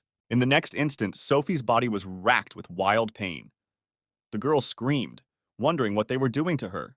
The guy calmly explained that this pain was due to the highly concentrated energy needed to extract the genes of the magic factor being injected into the girl's body. Sophie was surprised by this wording, for it was the first time she had heard of something like this. After she questioned what it was, the crazy man with glasses muttered that the girl talks too much. Immediately, he ran up to the victim and told her that if she sat quietly, the pain would not be as bad. Suddenly, a thought came to Sophie. She seemed to recognize who the kidnappers were. Unexpectedly, the girl said to the madman that she immediately realized that these two were from Rune Theory. The woman in the black dress looked the victim over, wondering if she knew anything about them. When the bespectacled man let go of Sophie's face, she said that Rune Theory is the name of the organization to which these two belong. It's a radical opposition force, hostile to the aristocrats. The unknown man grinned after hearing that and said that he was honored that the 7 great aristocratic houses already knew of their existence. Then he added that he would enlighten the girl even more. Their organization hates the world that the aristocracy has worked so hard to create. Their goal is to purge the rot and the system built on bloodlines. The basis of the idea of Rune Theory is to make all people equal in power, regardless of blood purity. And from Sophie's magic factor, the unknown person was going to create a potion that enhances magical potential. The madman claimed that thanks to the elixir created, all the weak and losers would receive a modicum of justice. Furthermore, Rune Theory wants the very thought of equality among all to compel people to serve eternally the ideas of organization. And once Alcel's aristocracy is forced out for good, a new, fairer, and more just world will be born. Suddenly, Sophie interrupted the madman's musings and replied that such a thing would never happen, for it would not be allowed. Hearing this, the unknown grabbed the lever and pulled it upward, shouting that the gifted one didn't know that. In the next second, the crystal glowed even stronger. After that, the girl's body was overwhelmed with incredible pain, and she screamed again. The madman said that they were about ready to start extracting the magical potential. After that, Sophie will be released. Truly, she will be permanently disabled. The Shikigami Taimo was watching everything that was happening from the shadows. He realized that it would be very difficult to take Sophie with him now. Besides, this woman wasn't so simple either. She was clearly going to add to the problem by her presence. The spirit evaporated after that, deciding that it would be much more proper if he reported everything to Wayne first. In the next second, Taimo was in front of the master. He said he had found out Sophie's location. The boy impatiently asked the spirit where the girl was being held. Shikigami replied that unknown people had captured her and were holding her in an abandoned castle west of here. The protagonist then asked the servant why she was there. Taimo replied that an organization called Rune Theory was using Miss Sophie in their experiments. Wayne then asked what Sophie's condition was, to which the Shikigami replied that the girl was struggling so far. The boy jumped up from his chair and said they were heading there immediately. As he passed the door, the protagonist added that Kidzen was also traveling with him. After a while, they reached the location of the old castle. Earlier, Taimo had inspected the structure. There were 3 main floors here. There were 10 guards standing near the main entrance and the back entrance. In addition, there was an average of 20 wizards on each floor, and the dungeon held about 100 prisoners. At the same time, Mrs. Sophie is kept apart from everyone else, in a laboratory in the far side of the dungeon. Taimo then tried to explain to the shortest path in which they would encounter the least amount of opponents. Wayne interrupted his servant, however, saying that a shortcut was absolutely no use to them. Both Shikigami looked at their lord in surprise and asked what he meant. The boy looked angrily toward the bandits' hideout and said that they would all pay severely for daring to hurt his friends and disturb his peace. The protagonist then took out a katashiro from his pocket and waved it in the air, summoning 4 Shikigami, Suzaku, Kojin, Genbu, and Dain at the same time. After all the spirits were in front of their master, Wayne ordered to listen to his command. The boy looked toward the old castle again and said that the rune theory must be destroyed to the ground. All the Shikigami clearly heard their master's order. Then they bowed to the protagonist and said that everything would be fulfilled. After that, Wayne ordered the spirits to follow him. The young mage standing guard yawned with boredom. Nothing had happened for days now. Suddenly, his attention was caught by a crowd of unknown people heading towards the entrance. It was a group of unknown people, all dressed up. The strange procession was led by a blond boy. The guard rudely stopped the suspicious people and said that this was not a place where aristocrats were allowed. Then he ordered the unknown people to get out of here as soon as possible. However, the boy walking at the head of the group didn't seem to hear him and just walked on by. At the same second, the mage grabbed the guy's shoulder and asked what the hell he was doing. But suddenly, the child abruptly yanked the guard's arm off and, grabbing him by the head, slammed the kid to the ground. Wayne looked furiously at his opponent and said he was in his way. A member of the organization standing nearby saw the attack and shouted to fellow members that they were being attacked. In the same instant, the nearest mages flocked to the main entrance. Genbu made a frightened face and looked at her opponents and said that there were too many bad guys here. At this time, Wayne turned to Kojin and told him he could act. The thug, nicknamed Golden Serpent, crunched his fists and asked the boss to provide these guys to him. In the next instant, he glared furiously at his opponents, choosing who to run up to first. Then, a couple seconds later, Kojin swooped down on the sectarians with incredible speed, diverting the guard's attention to himself. While the thug dealt with the mages guarding the entrance, the main group made their way to the large doors leading into the room. Wayne turned to Taimo and asked how they could get into the dungeon. The spirit pointed toward the stairs and said they should go down here. At that time, the guards from the first and second floors saw the intruders. The squad commanders shouted for the mages not to let these strangers pass any further. The protagonist looked around at his opponents and ordered Suzaku and Dain to deal with these villains. Shikigami, nicknamed Scarlet Sparrow, said that the Lord could safely rely on them. In turn, the girl who had the nickname Great Mystery raised her fist up and shouted that she would beat the crap out of those bastards. After that, the 2 Shikigami entered the battle, greatly frightening the bulk of the sectarians with their appearance. At the same time, Wayne turned to the remaining spirits and said that he and the remaining servants were going into the dungeon. But as soon as the boy looked toward the stairs, a girl in a black dress came up the stairs. She realized at once that Sophie's friends had come to her rescue. Barely seeing her new opponent, Kijin realized that this woman was very strong. Suddenly, the Shikigami turned to her master and asked to keep this unknown at her disposal. The boy didn't discourage the spirit and added that he was counting on her. After that, the protagonist, as if nothing had happened, walked past the girl in the black dress that was so diligently blocking their path. The unknown was taken aback by such insolence, and she glared at the boy in fury. The sectarian waved her hand in Wayne's direction and asked if he really wanted to slip past her so easily. But at the same second, a powerful energy charge flew into the woman, making her very surprised. Kijin stood across the room with her arm outstretched and glared fiercely at her master's abuser. The unknown woman rubbed her burned wrist. Then she looked at her rival with fury and surprise and asked, "What was that just now?" Kijin didn't answer and only grinned at her opponent. The sectarian realized that a mage who did not cast spells aloud was not the easiest opponent. The woman in the dress then muttered that the girl would clearly be better than the other mages. Kijin grinned and agreed with her rival, adding that the latter was still weaker than her. But the woman in the black dress was not surprised. The sectarian took out a syringe and injected it into his neck, saying that in that case, she would have to increase the dose of the drug. In the next second, her hand began to change its geometry, increasing in size. The unknown woman said that this prototype of a potion that increased magical potential was called makia. The sectarian said that through this, anyone could become superhuman. However, Kidzen clarified that perhaps her rival meant to say monster. The woman looked at the Shikigami with a smile and said that the insolent woman shouldn't hope for a quick death. The girl, for her part, mouthed that it might sound boastful, but she professionally disposed of monsters. Kijin then pointed her hand in the direction of her rival and said that it was time to get rid of her as well. Meanwhile, Wayne and the remaining Shikigami with him descended into the dungeon.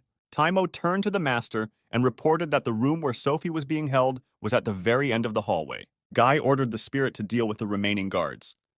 Then he turned to Genbu and ordered her to evacuate the prisoners and heal anyone who was wounded.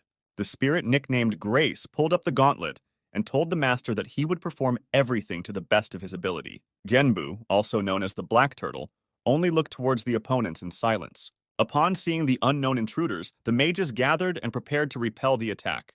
The guy standing in front of the group of guards shouted that he wouldn't let anyone pass any further. However, at the same second, there was a sharp swing in front of him. A moment later, the sectarian's body was cleaved into two pieces. Taimo killed the first of the many opponents with a single blow of his huge scythe. Then he calmly turned to the remaining mages and asked them to stop behaving in such an uncultured manner. Meanwhile, Genbu began freeing captives, while simultaneously healing those in need. After casting a spell on the girl in the robe, the spirit asked if the pain was gone.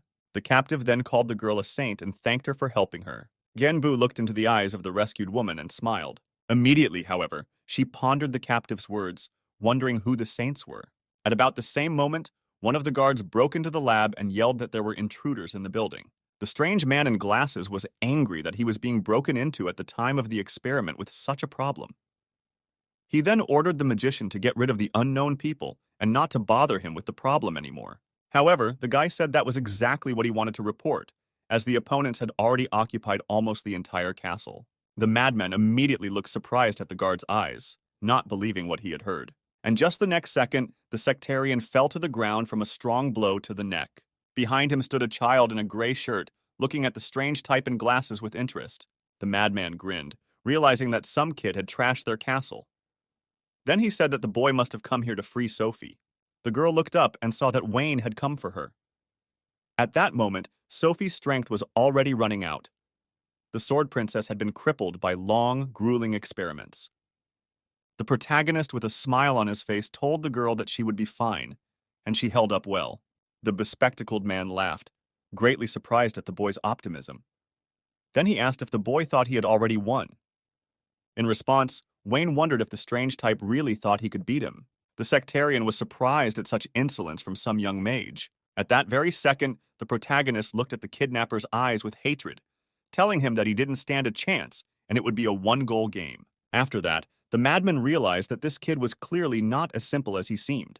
At the same time, Suzaku and Dayin finished off the opponents on the first and second floors. The girl muttered that it was the easiest thing to do. Then they both looked back toward Kijin. The boy noticed that their partner had a strong opponent. Dayin noted that since Kijin was in charge, she should be able to handle this woman. Suzaku agreed with his partner, saying that after all, this girl's innate gift was special. The sectress accelerated the speed of her attacks, time after time.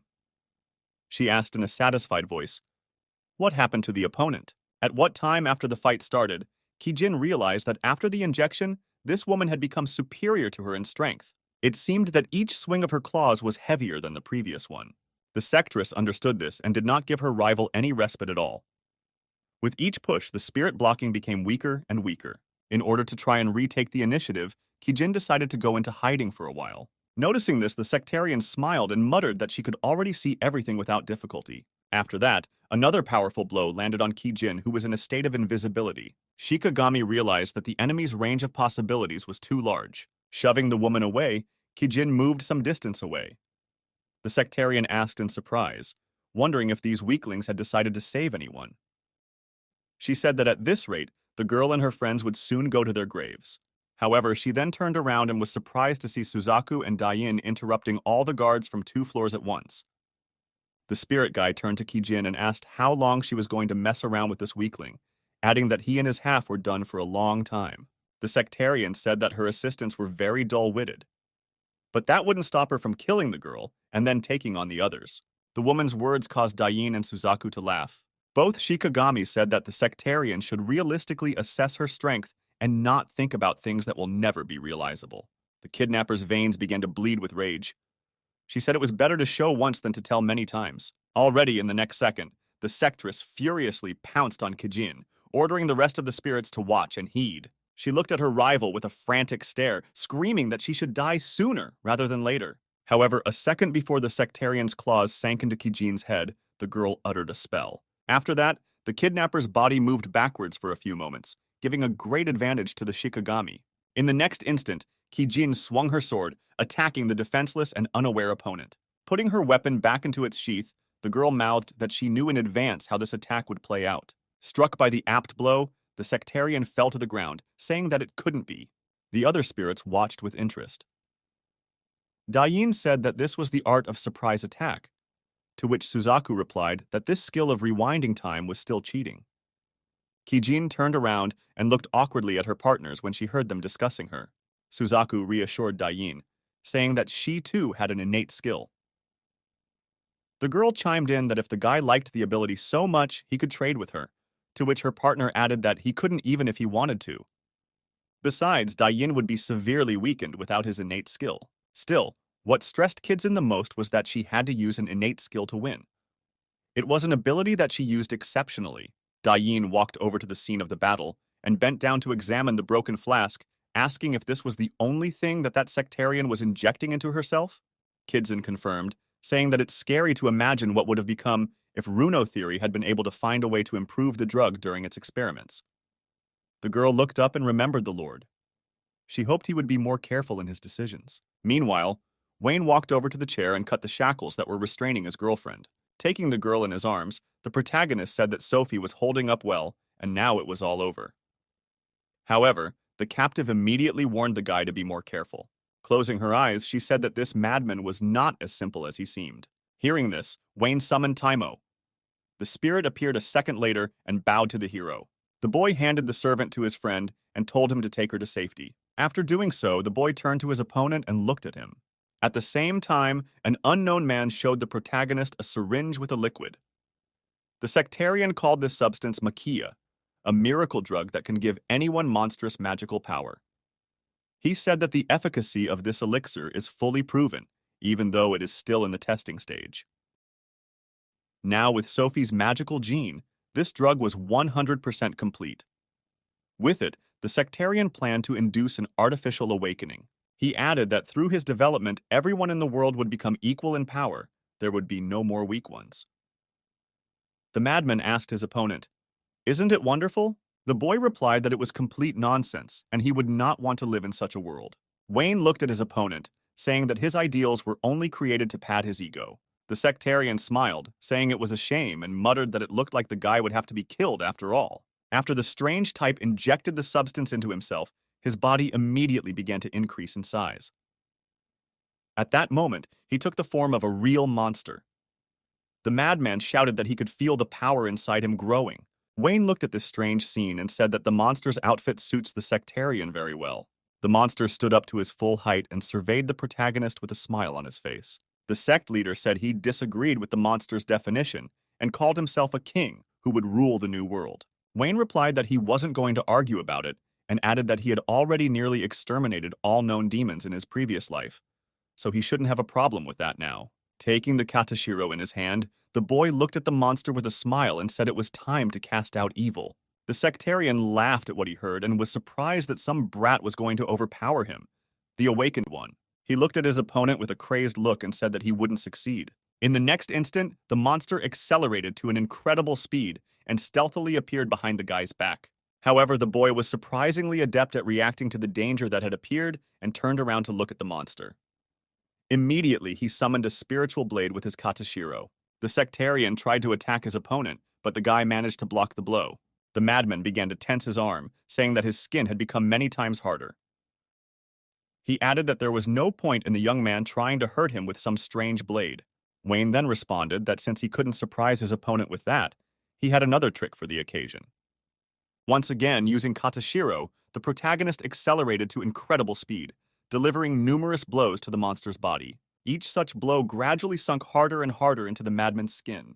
The sectarian didn't give any sign, but he thought to himself that with each new attack he felt the pain a second later. The monster concluded that the boy was using a type of magic unknown to him. After making this conclusion, the monster shouted to his opponent that since he couldn't use normal magic, he wouldn't be able to dispel it. After these words, the madman conjured a spell that formed many chains that shackled Wayne's body in the same second. The protagonist tried to move, but the shackles tightly restrained all his movements. He examined the chains and the energy emanating from them. Wayne realized that to free himself, he'd have to put more magic into it than the spell had contained. However, his new body has lacked magical powers since birth. If it's left like this, it's safe to die. The only way out of the situation could be to try to use the opposite of magic spiritual energy and hit the vulnerable places with it. At that moment, the monster, convinced that the guy couldn't break free from his spell, laughed loudly. Then he stretched his hand toward his opponent and shouted that it was time for him to die. However, the main character only smiled and said that if he wasn't going to die, it wouldn't be this time. The next instant, the shackles shattered into small particles, and Wayne was free again. The sect master, who was already anticipating an easy victory, looked surprised at what had happened. At the same time, the stunned monster had absolutely no time to react to the protagonist's next lightning attack. Wayne smiled and asked his opponent in flight, did he still think his sword couldn't inflict any wounds? Immediately, the madman turned his head and saw a stream of blood trickling from his shoulder. The sect leader realized that this brat had concentrated all of his attacks into one point out of still managing to break through his skin. In the next instant, Wayne found himself facing the monster, who immediately realized that there was nothing he could do about this incredible power. Trying to find a way out of the situation, the madman turned to his opponent and asked him to wait. The sectarian tried to placate the boy by saying that he admired his abilities endlessly. The monster said that he had not yet met a man who could withstand the powers of the awakened one. Then he asked his opponent to listen to his proposal. After Wayne remained silent, the monster offered the guy to join the rune theory. The madman added that the guy could become his right hand, and they would rebuild the world together. The protagonist chuckled at this pathetic attempt to keep himself alive and said he wasn't interested. The monster looked at the guy in panic, not knowing what else to think of. Wayne said that, first of all, he doesn't want to serve anyone. And even if they switch roles, he doesn't want to cooperate with such a monster at all. Secondly, the guy still couldn't get over the fact that some bastard kidnapped his girlfriend. And he's not going to rest until he kills the freak. After that, the madman suddenly smiled and said that it was sad news. The monster then shouted that he had no choice but to kill the pesky brat here and now. In the next instant, the monster's aura intensified several times. The sect head shouted that he would now show the true power of the awakened one. And then, drawing a rune on the ground, he used the ability. At the same second, the entire castle was deafened by a tremendous explosion. Debris began falling on everyone inside the building at that moment. From the force of this detonation, the old structure began to collapse. At the very epicenter of the explosion, debris one by one began to pile up the crystal. There were still prisoners in the dungeon who hadn't evacuated in time. Genbu used one of her abilities, creating a magical shield to protect them from the debris. Meanwhile, Wayne made it to the surface with no apparent damage and soared into the air. He told his opponent that it was undoubtedly a powerful ability, but completely useless if it didn't hit the exact target. At the same second, the monster itself emerged from under the rubble. The protagonist looked at the madman with a smile and said that he was more stubborn than he thought. Immediately, the boy decided to take the initiative. Extending his arm forward, he used the spiritual wave ability. This shot created a powerful energy flow that the monster had no way of blocking. In flight, the monster managed to create a rune on which its body fell. The madman realized, to his horror, that this kid was much stronger than he had anticipated. Moreover, the boy was not at all inferior to his awakened version. While contemplating how to turn the tide of the battle, the monster saw the people behind him out of the corner of his eye. Some of those who had stormed the building with his opponent were there, as well as released prisoners and surviving sectarians. The monster decided that this would be the perfect way to try and win this fight after all. After that, the sect leader swept past the boy with incredible speed, soaring high into the air. He then concentrated his aura and formed a magic cube around his body. The madman muttered that he was about to unleash all of his magical power. In turn, the boy will not be able to attack him and defend his comrades at the same time. Wayne thought that this guy was crazy, because he was going to kill all his subordinates at the same time. Immediately, using telekinesis, the protagonist contacted Kijin. The guy said that he would have to be a little more serious than usual to win, so it was the job of all the Shikigami to ensure the safety and protection of the rescued people. Wayne then began to prepare for his attack. He decided that in order to win, he would have to use absolute spiritual flame, which was the strongest technique available. But even so powerful an ability could be amplified several times. In order to do so, it was necessary to incorporate other Onmyuji techniques into it. Thus, the protagonist would receive Black Flame Fusion. This mixture of spiritual energy comes from the fusion of his two strongest abilities. The resulting turbulent stream has an astonishing destructive power that is impossible for anyone to cope with. The sect leader saw that his opponent was trying to create some kind of spell, but this only made him laugh. A normal flame would in no way decide the outcome of this fight. Confident in his invincibility, the monster once again concentrated all the magic and cast a spell. Seeing this, Wayne shouted that he would not let anyone die today. The protagonist then rushed towards the magic cube with incredible speed, holding an outstretched arm charged with incredible power in front of him.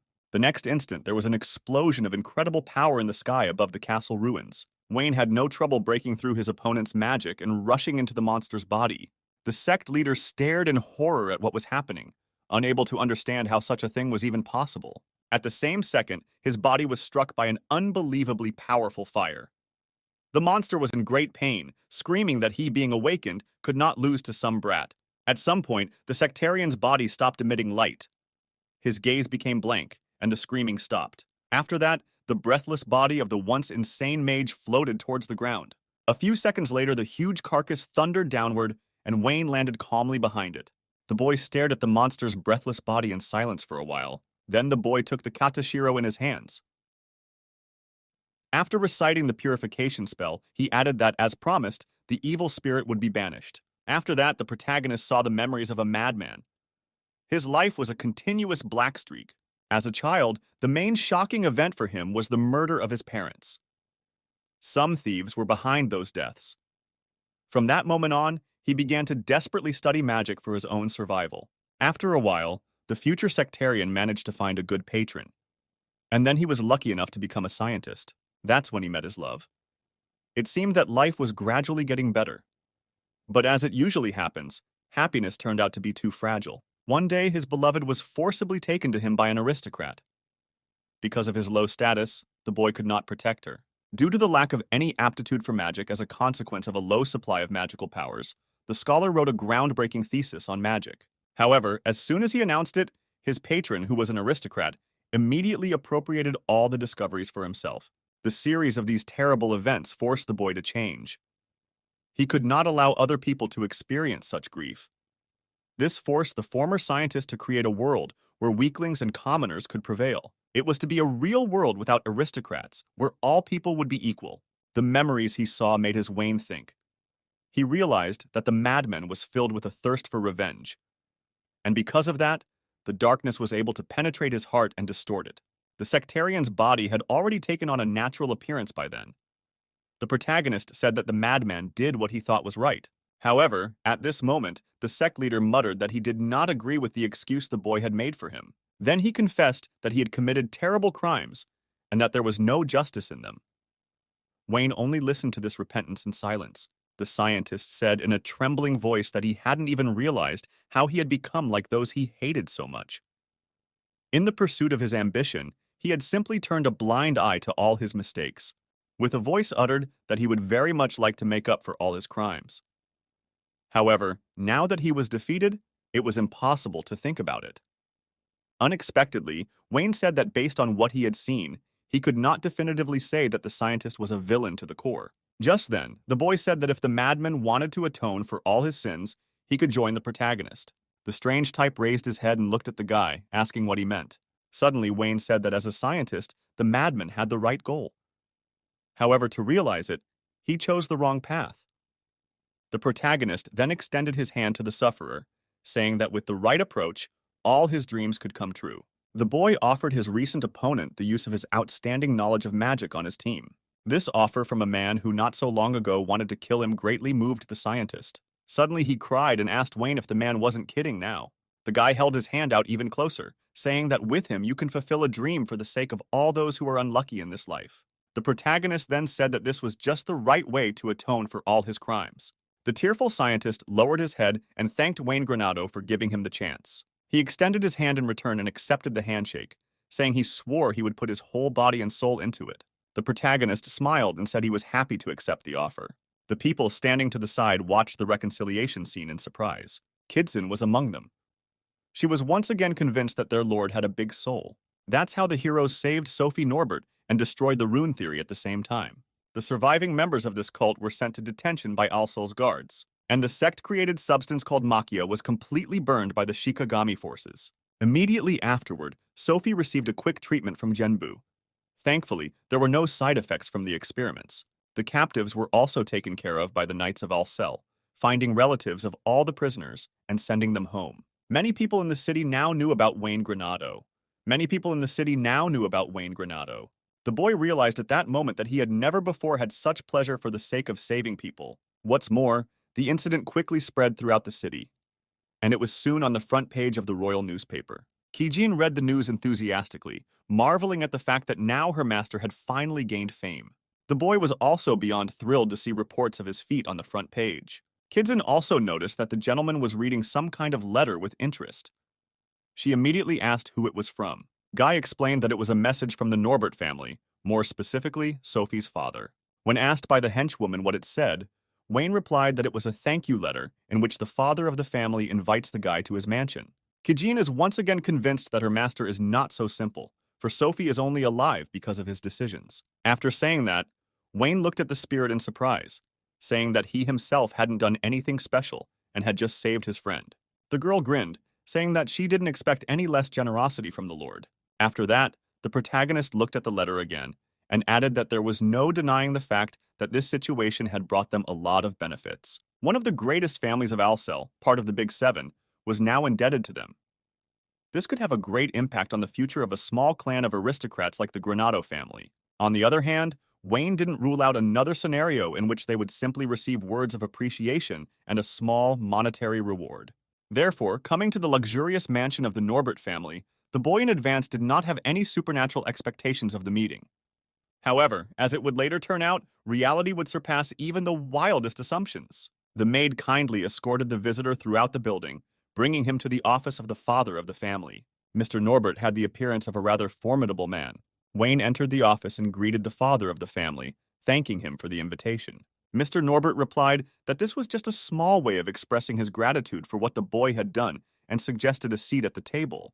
The guy replied that he was happy to take advantage of such hospitality and sat down on the luxurious black couch. Just then, the maid asked Mr. Granado if he wanted tea, whereupon the protagonist nodded.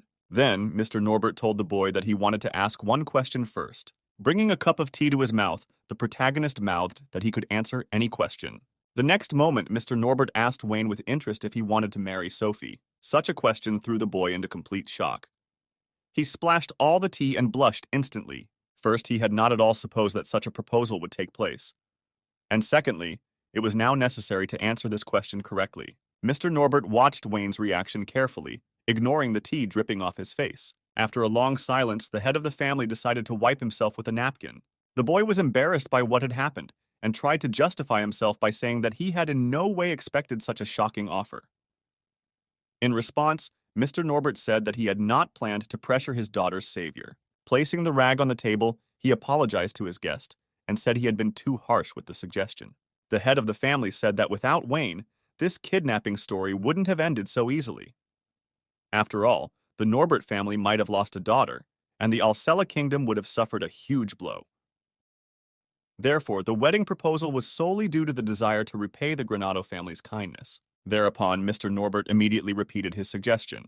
Wayne excitedly asked the father of the family if Sophie knew about their conversation, to which he immediately received a negative answer. After that, the protagonist confidently said that he could not make such rash decisions without knowing what the girl herself thinks about all this.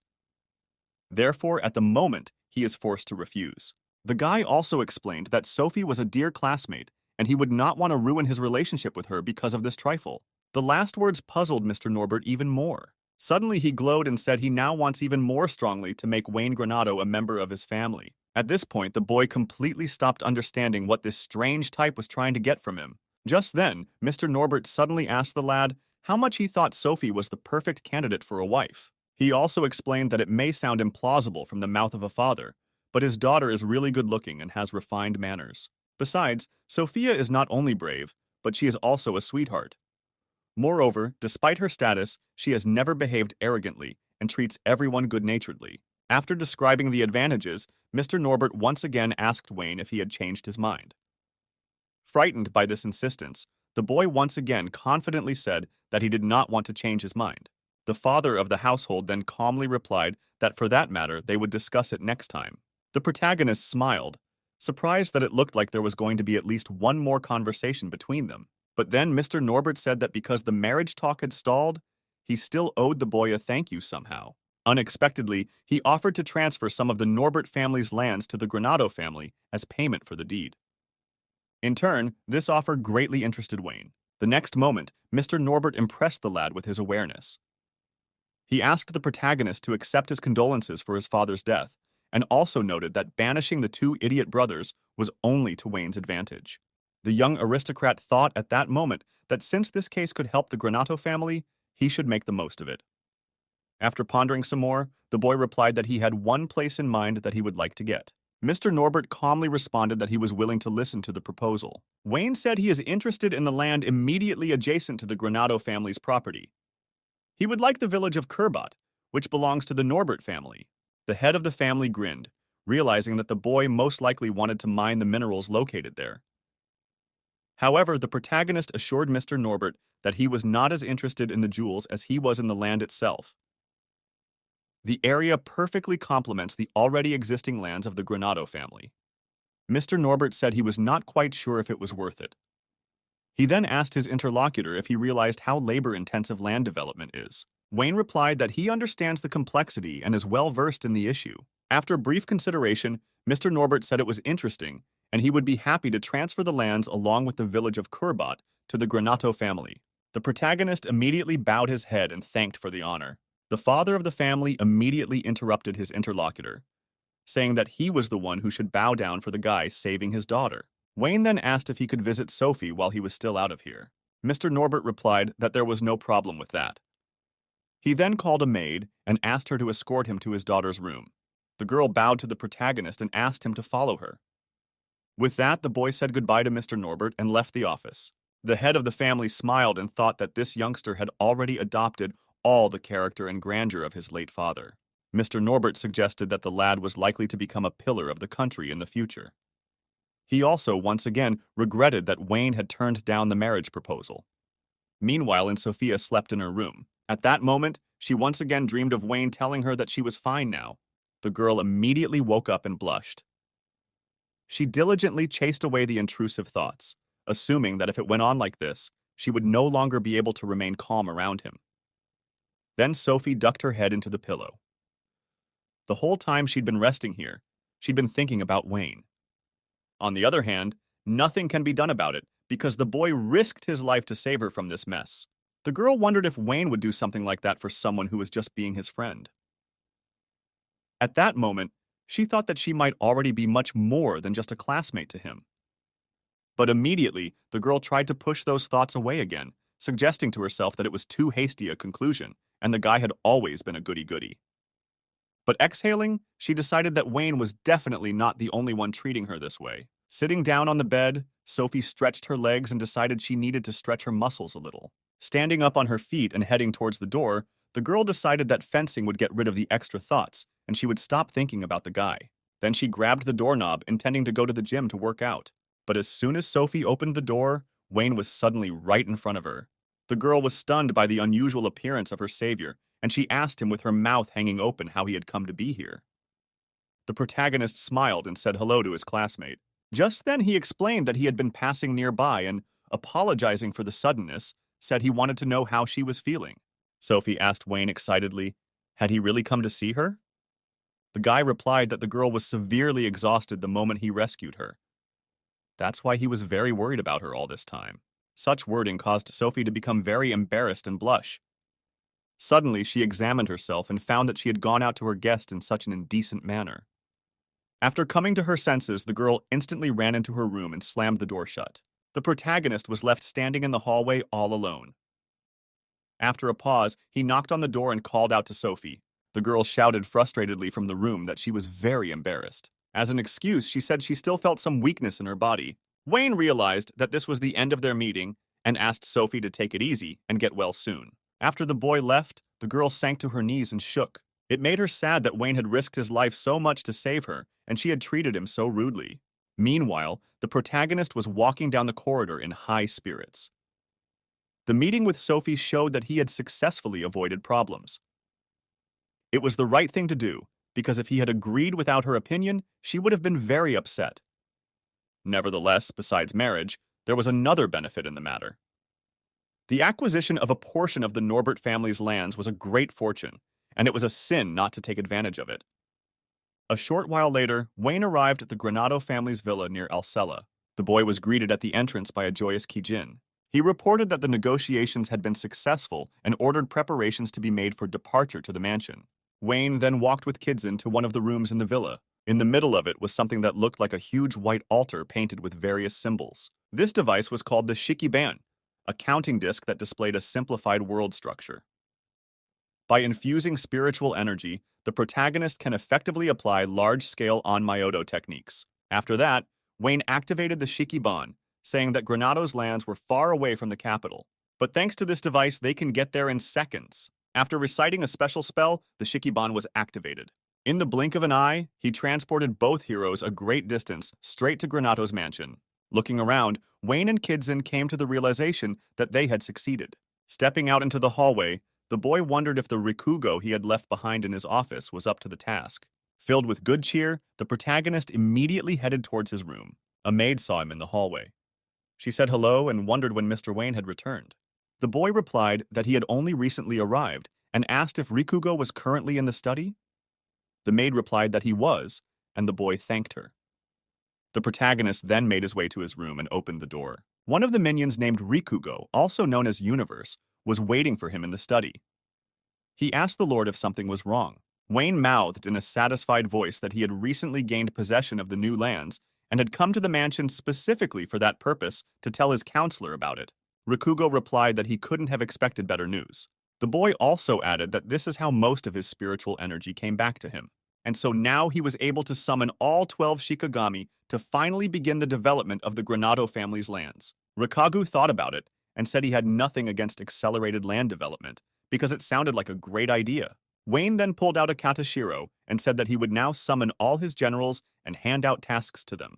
Concentrating all his spiritual energy, the protagonist began the summoning of the 12 divine Shikigami. At the same moment, all the spirits he had available appeared in the room at the same time. He now had the strength to keep all the helpers in line at the same time. And from that point on, each of them will be involved in a task specifically defined for them.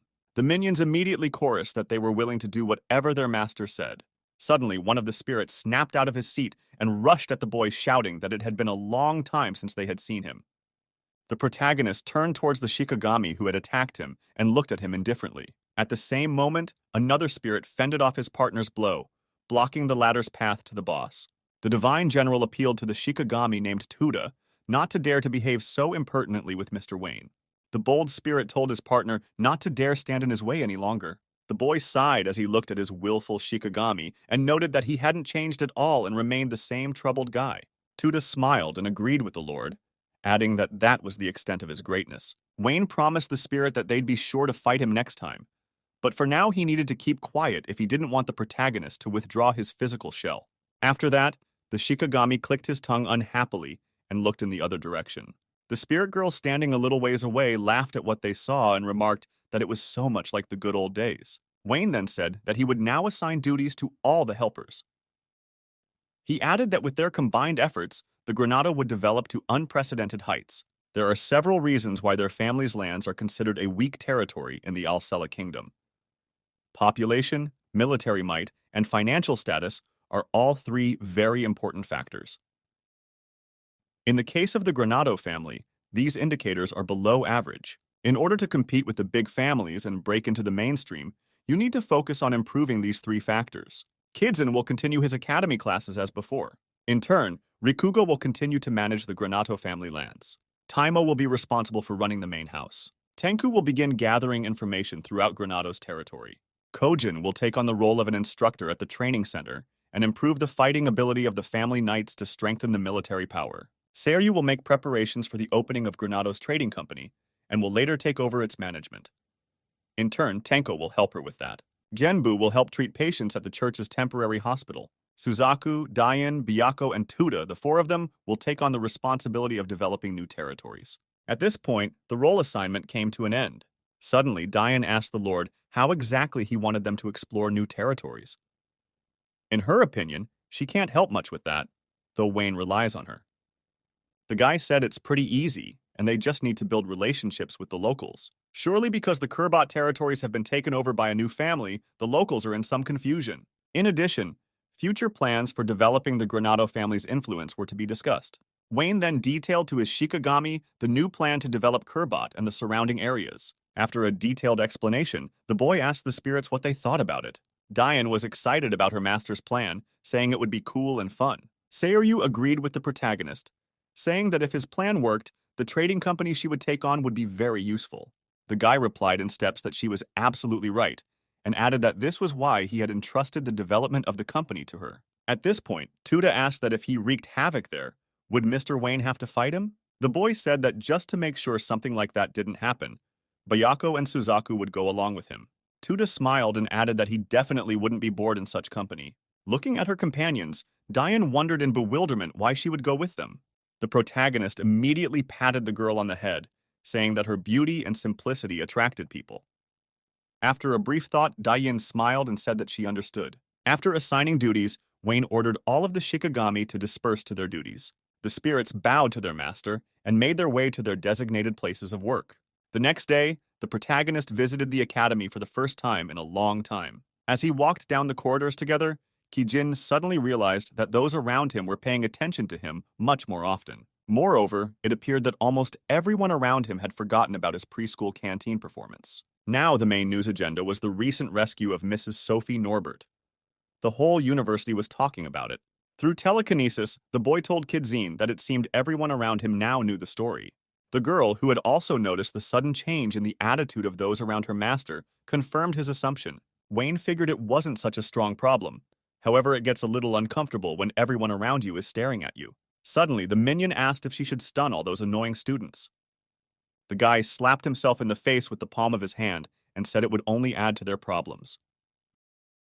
He ordered Kijin not to even think about such a thing, and the girl apologized. As he entered the audience, the protagonist thought that his Shikigami had dangerous thoughts in her head when it came to him, though she was usually quite sensible.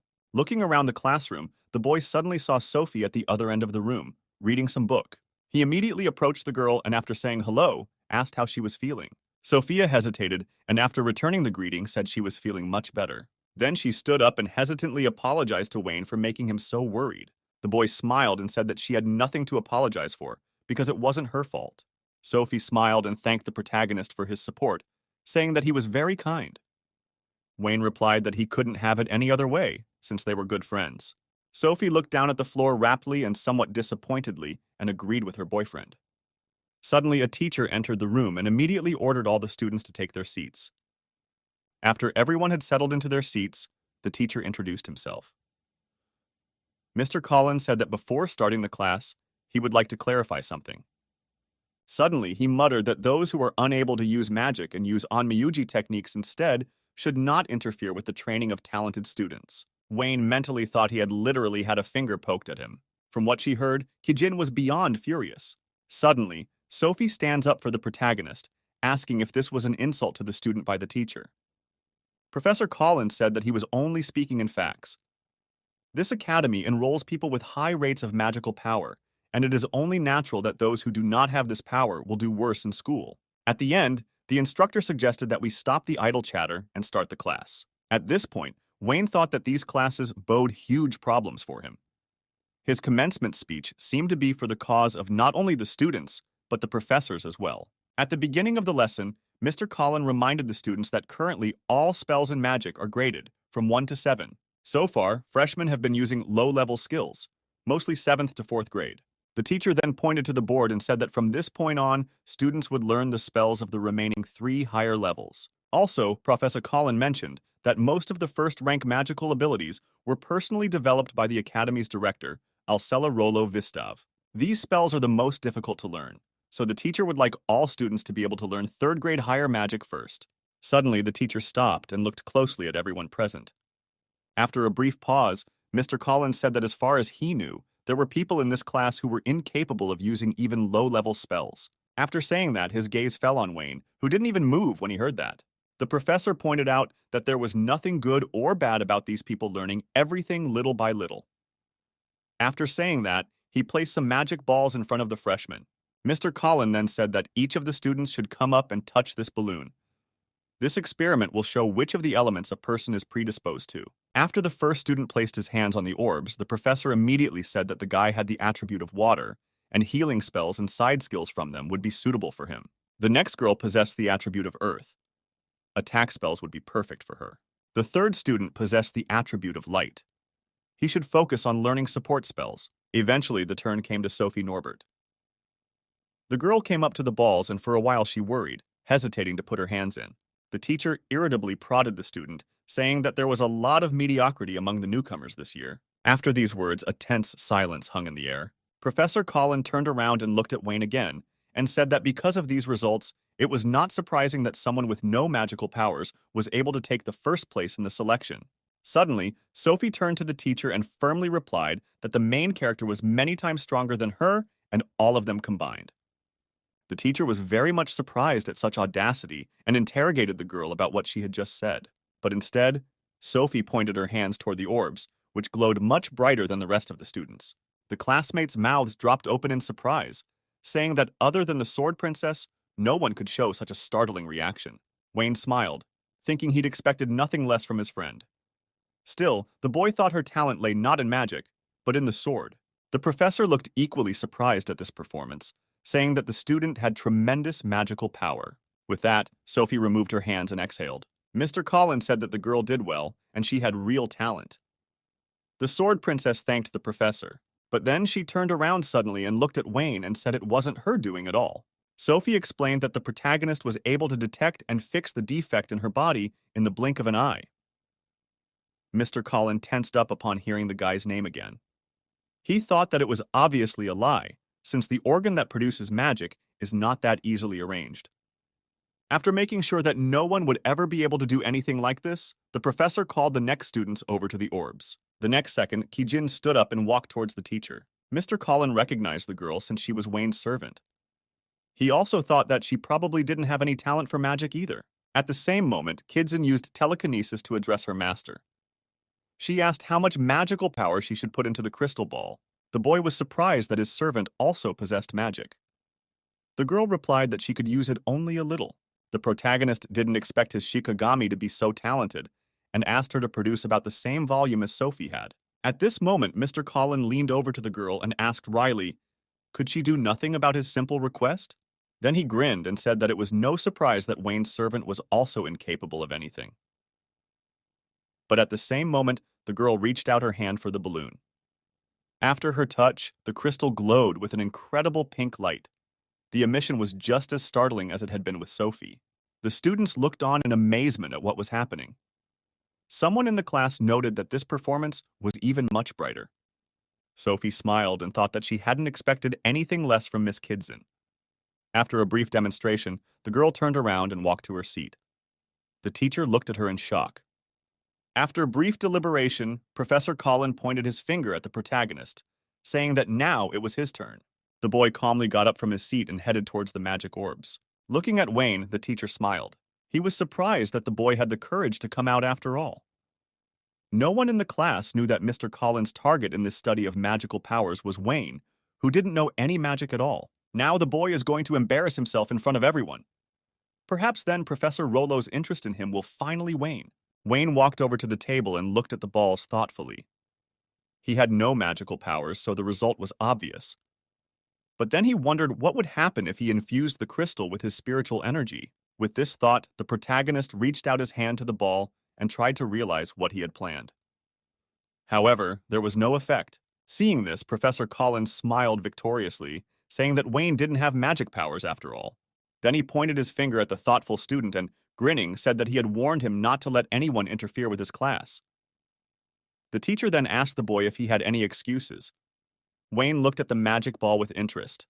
Unfortunately, the infused spiritual energy had no effect, but suddenly something began to happen to the crystal. The other students sitting in their seats watched with interest. Then someone from the class asked the teacher to look at what was happening. A surprised Professor Collin turned around to where the freshman pointed. He saw a phenomenon he had never encountered before. It was the first time the teacher had ever seen an attribute of darkness. Before this time, the magic crystal had never been colored black. Wayne found with interest that the spiritual energy had begun to take effect after all. Then he wondered what would happen if he added some more. With that thought in mind, he put his hand to the crystal and began to infuse additional energy. After that, the ball began to blacken at an even greater rate. When the crystal was completely filled with energy, its walls suddenly began to crack. A few moments later, the magic ball exploded, shattering into tiny shards. Wayne had absolutely no intention of achieving such a result, and it surprised him greatly. Professor Collins stared at the shattered crystal in horror. He was speechless for a while. The other students jumped up from their seats at the sight of this unusual phenomenon. No one could believe what had happened. After a brief silence, the teacher turned to Wayne in a trembling voice, asking what he had done. After gathering his thoughts, the boy turned to Mr. Collin and apologized for accidentally breaking the balloon. The professor looked angrily at the student, saying through his teeth that since the founding of the academy, no student had yet had so much magical power that the crystal ball could not hold. After that, the teacher headed towards the door. At the exit, he said he was going to get a new crystal ball and asked the students to sit quietly and not come out. Wayne scratched his head in confusion once again, apologizing for causing so much trouble. After the teacher came out, the main character was approached by several students at once. They noted that on Myoto, just an incredible thing. After all, Professor Collin is not the kind of person who can be taken by surprise. In response to the many praises, Wayne only smiled. Then he wondered why everyone was praising him all of a sudden. Sophie looked at the situation and smiled. She was glad that the boy was finally getting closer to the class. At this time, one of the students in the back desk was getting very nervous. He realized that once the teacher returned, it would be his turn to show off his magical powers. The boy looked dejectedly out the window. Now Professor Collin was in no mood for Wayne. It looked like the boy was in big trouble. Sometime later, the teacher entered the room, pushing a cart with new orbs in front of him. He said that savages without magic were a nuisance. Professor Collin then looked at the student named Henry and said that it was his turn to pour his magic power into the crystal. The guy looked frustratedly at the floor and in a shaky voice replied that he was ready. The apprentice stood up from his seat and hesitantly extended his hand towards the balloon. After the crystal lightly glowed, the teacher looked at Henry questioningly. Looking at this scene, Mr. Collin asked in confusion, "Why is the boy not trying at all?" The boy sadly lowered his head and said that was all he could do. The teacher looked at the student thoughtfully again and said that in his 5 years at this academy, this was the first time he had seen such a dim glow. Suddenly, he laughed unexpectedly and said that at first he thought Wayne was the only one in this class who was a mediocrity. Professor Collin then sat Henry down, telling him that he should try not to drag the whole class down with him. As the boy sullenly walked towards his seat, some students talked about how they couldn't look at him without pity now. Wayne looked at Henry in surprise, who had just been ridiculed for nothing more than a low aptitude for magic. But now the big question was that this guy had somehow passed the entrance exams. He must have done it because of his talents. In other words, Henry has almost 100% probability of having great potential in a field unrelated to magic. At the same moment, Professor Collin looked around the classroom with a displeased look. He said that since one Vandal student had broken the crystal ball, he would have to end this class. The teacher also announced that their next lesson would be a hands-on lesson. He warned that during the next challenge, the students would have to get to the finish line through the forest inhabited by monsters, divided into pairs. Therefore, all freshmen should find a partner before class. After the teacher left the room, the students whispered. Someone mentioned that these tests were only once a year. One girl commented that she wanted to team up with someone stronger. At the same time, many guys started to run up to Sophie with a request to unite. The girl fought off the various proposals, saying that she needed to think it over. Then she thought that as long as she was surrounded by her classmates, she wouldn't get the chance to suggest that Wayne team up. Looking at what was going on in the classroom, the protagonist realized that it looked like a partner would have to be chosen today. At this point, Kidson turned to the Lord, asking who he wanted to team up with. The boy telepathically replied that he already had one person in mind. The spirit dared to guess that it was Mrs. Sophie. However, Wayne suddenly replied that he had already decided that he would ask Henry for a partnership. The girl looked toward the student in surprise. Seeing a lot of guys suggesting each other to team up, the boy got very excited. Realizing that he was definitely not going to be approached today, he got up from his seat and headed towards the exit. Wayne immediately picked up on that and thought that now was the perfect moment to talk. Kijin mentally agreed with him. Henry walked sullenly down the hallway until he reached the dining room door. Taking his lunch portion from the counter, he sat down and began to eat. The boy thought it was unlikely that anyone would want to team up with him after everyone knew about his amount of magic. Then he sighed heavily and said aloud that he would rather not have entered this academy at all. But at that moment, an unknown hand descended on his shoulder. Upon returning, Henry saw Wayne walking up to him. The protagonist asked if he could sit down. The boy looked at his classmate in confusion and said he didn't mind at all. Sitting down next to him, Wayne said that the apple pies in this dining room are delicious, and he takes them whenever he can. Henry grinned and asked if there was anything he could do to help. The character in question said that he just wanted to chat with his classmate because he thinks they're both going to have an equally hard time in the near future. Henry frustratedly says that's not true at all, as Wayne has the onmyoto technique.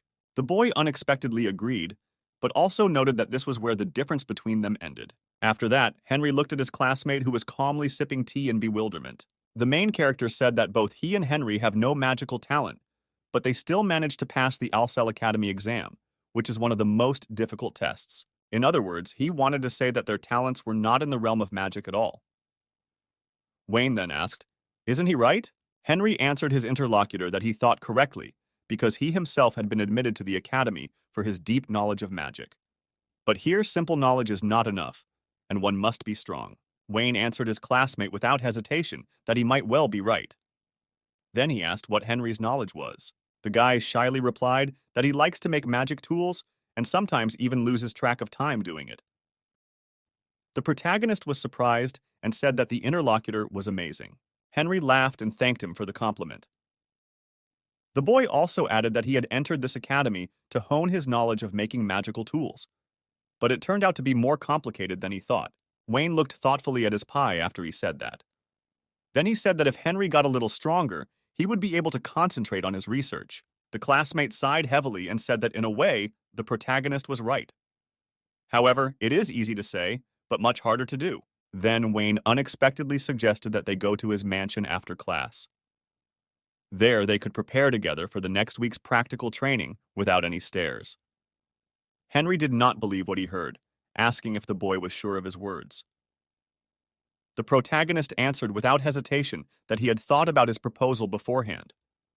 Unexpectedly, Wayne said that if Henry didn't have magic powers, he should just develop his own magic. The boy was very much surprised to hear such things and asked if he could do it. The protagonist replied with a smile that he did not doubt the success of this idea, for Henry knew a great deal about magic. The interlocutor smiled and thanked Wayne happily for his support. After class, the two boys went to the Granado family mansion. There, Henry tried to demonstrate all his magical skills. Gathering his strength, he tried to use one of the water spells on the target, but it was very weak. The boy exhaled and said that was all he could do. Still, Wayne was greatly surprised that his partner was using magic without reading spells out loud. Henry smiled and said that it was indeed true, since while he was crafting magic tools, this habit had developed on its own. These words allowed the protagonist to understand a lot of things. In order not to read spells at all, a person needs not only great knowledge in this field, but also precise control of the flows of magic inside the body, and this is very difficult. Even at Alcel Academy, there are barely a dozen students who can demonstrate such a thing. This shows that Henry's basic skills have a huge practical potential. After these thoughts, Wayne turned to his partner, asking if he could fire a spell this time, using the method he would tell him about. Henry looked at the protagonist in surprise and asked what the method was. Wayne pointed to the target and said that before he shot, the guy needed to visualize as if he was holding the magic inside him. Henry was very much surprised at this kind of methodology and asked, "Wouldn't the shot just get weaker?" The protagonist said that he didn't know for sure and they would check it out now. The boy replied that he understood perfectly and looked at the target again. He then pointed his hand and mentally tried to visualize that he was holding the magic inside him. Henry once again used a spell to do so, and this time the magic ball he released was much stronger. The spell swiftly flew towards the target and shattered it. The boy looked fearfully at the result of his work, surprised that the damage from the magic had only increased. He looked around at the shards of the target in confusion. Henry didn't understand how the simple act of holding magic to himself had caused such an effect. Wayne said that by doing so, they simplified the process of applying the magic spell. Henry had studied magic very long and painstakingly. However, even now he was very much surprised. The boy asked his interlocutor to explain in more detail. The protagonist explained that he believes that in this world, people use the same activation method for any type of spell. That said, there are situations where you cannot say the name of the skill and still and successfully use it. However, it is all essentially the same method of activating a spell. In Henry's case, a similar situation occurs, where if he doesn't adjust his activation method to the type of magic, he will only get a weakened spell. But if you successfully attempt another activation method, you will end up with a more powerful skill with less magical effort. Henry looked at his hand in surprise and said he understood it perfectly well. It was then that he realized the meaning of the words about simplifying the process. Wayne also added that knowing the intricacies of creating magical tools and having a high level of control over the flows of magical power in the body, nothing is impossible for Henry. The protagonist noted that after getting to know his new partner better, he decided that this method might work. Henry looked at Wayne enthusiastically and said that it was very cool and he hadn't looked at magic from that perspective before. The guy shouted happily that this innovative idea could fundamentally overturn people's knowledge of magical power. The protagonist confidently said that he was not an onmuji by any means, and unconventional beings like him are not influenced by any rules. Wayne then looked at Henry and said that with this new discovery, the number of cold stares in his direction would be greatly reduced. The young magician thanked his interlocutor, saying that now he would be able to continue his studies at the academy. The protagonist replied that he had only brought Henry's skill to life. Upon hearing this interesting thought, the boy became embarrassed and said that he was being praised for the first time since entering the academy, and it felt good.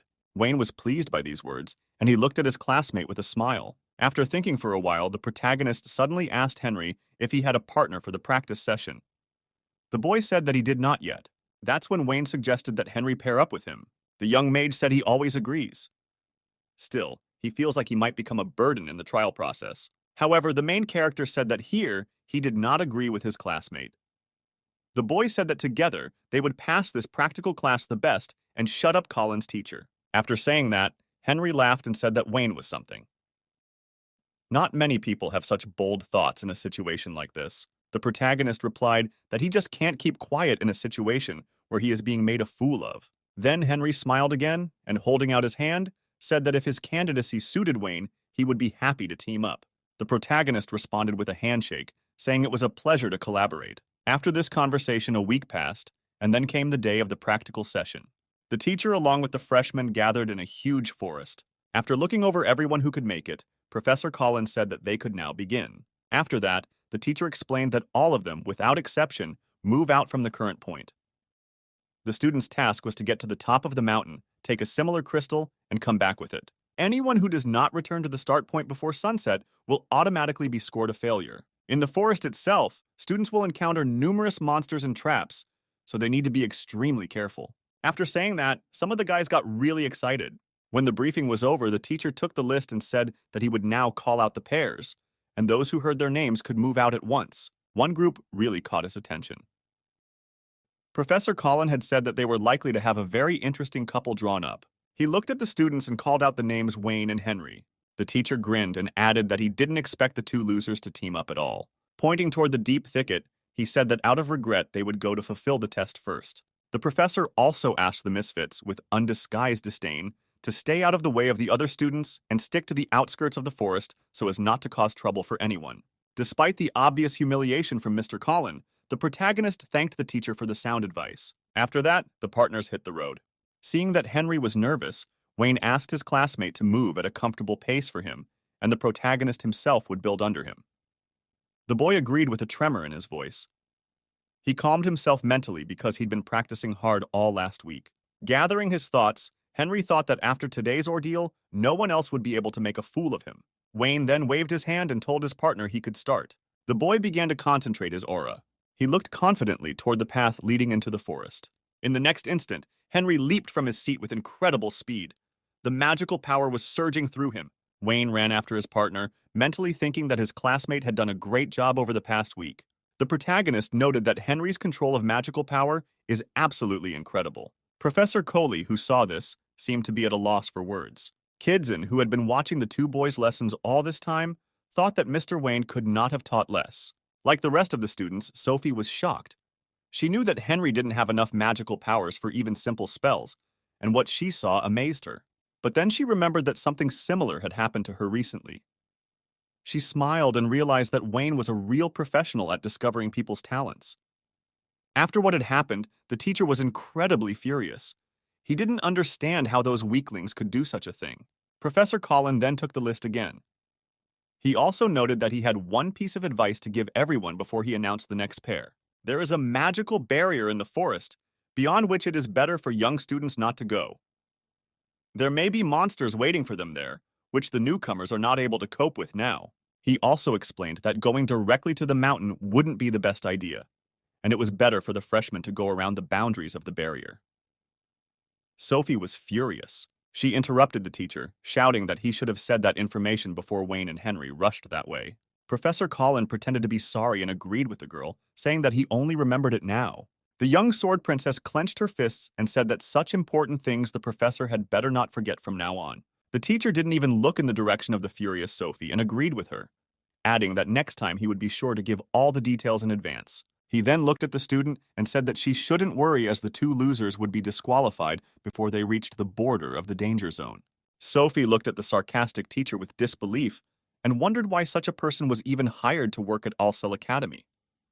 Then she mentally prayed for nothing to happen to Wayne and Henry. For her part, Kijin was not at all surprised by the teacher's words. She had expected such a situation. Nevertheless, the spirit did not doubt his master's strength. At the same time, the two boys were rapidly advancing through the forest. Wayne caught up with his teammate and praised him, saying that this start was a good one. Henry laughed, saying that putting the magic formula on the shoes was worth it. Before the test, the boy applied a special substance to his school shoes and made them into a magical tool. By adding reinforcement magic on top of that, he was able to make his body move at high speed. Wayne also notified his partner that he had managed to get permission to use the shoes in the trial as a magical tool, so they couldn't be picked on. Indeed, before this, the protagonist had visited the academy director, asking if they could use such a thing. Guy also explained to Henry that in principle, the use of such tools was not forbidden, but they could use some extra approval from Rolo Vistav. The protagonist then warned his partner that now was not the time to relax and pay attention to what was happening ahead. Henry agreed, adding that the challenges are just beginning.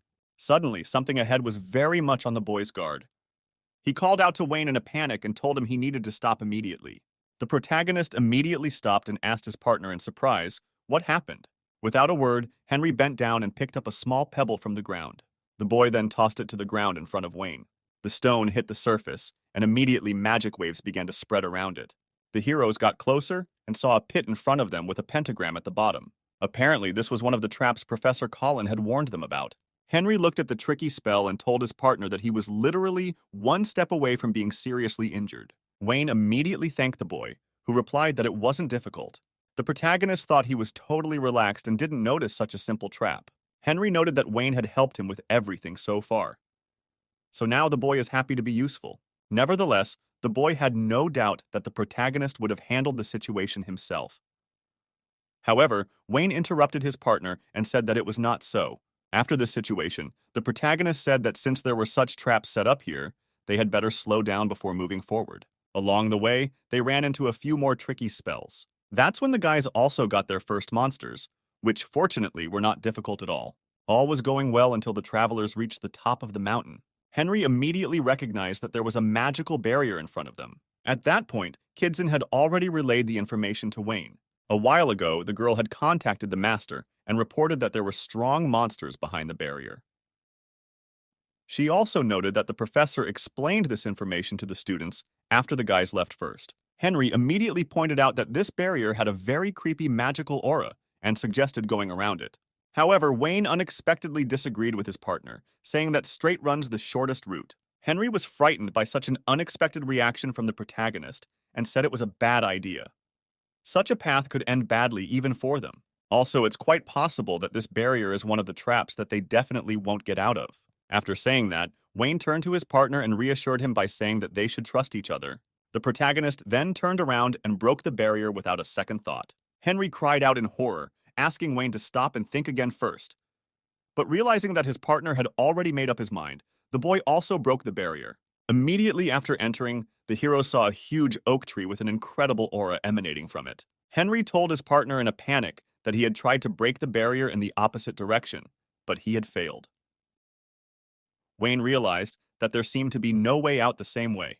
At the same time, the bark of the oak tree split open, and a huge eye appeared from the trunk. Henry pointed his finger at it in horror and said that it looked like that tree was a monster too.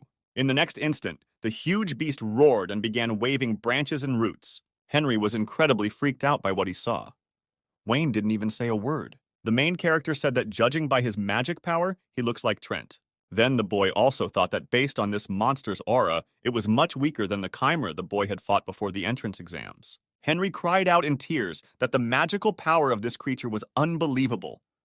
He then asked if they had to defeat this monster if they wanted to get out of here alive. At this point, Wayne pulled out a sword from under his cloak and said that he could handle that tree himself. The boy looked back at his partner and said that the latter had done a nice job already while they'd gotten here. Seeing the approaching man, the monster threw forward one of the branches. The hero easily repelled this attack by summoning the hidden fire spell. Then, when the enemy was immobilized for a while, the boy leaped in his direction. Wayne concentrated all his spiritual energy and approached the monster. Swinging his sword, he said with a smile that he wasn't going to let some tree get in his way.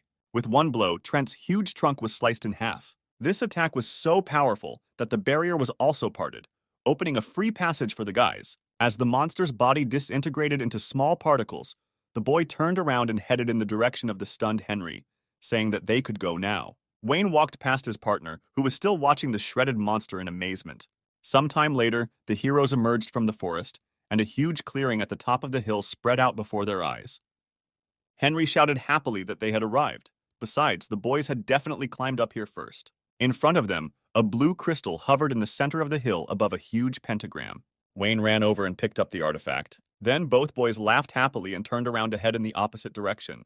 Meanwhile, Professor Colin was looking anxiously at his watch. Then he heard the stomp of footsteps approaching from the woods and turned around to see who had come running in first.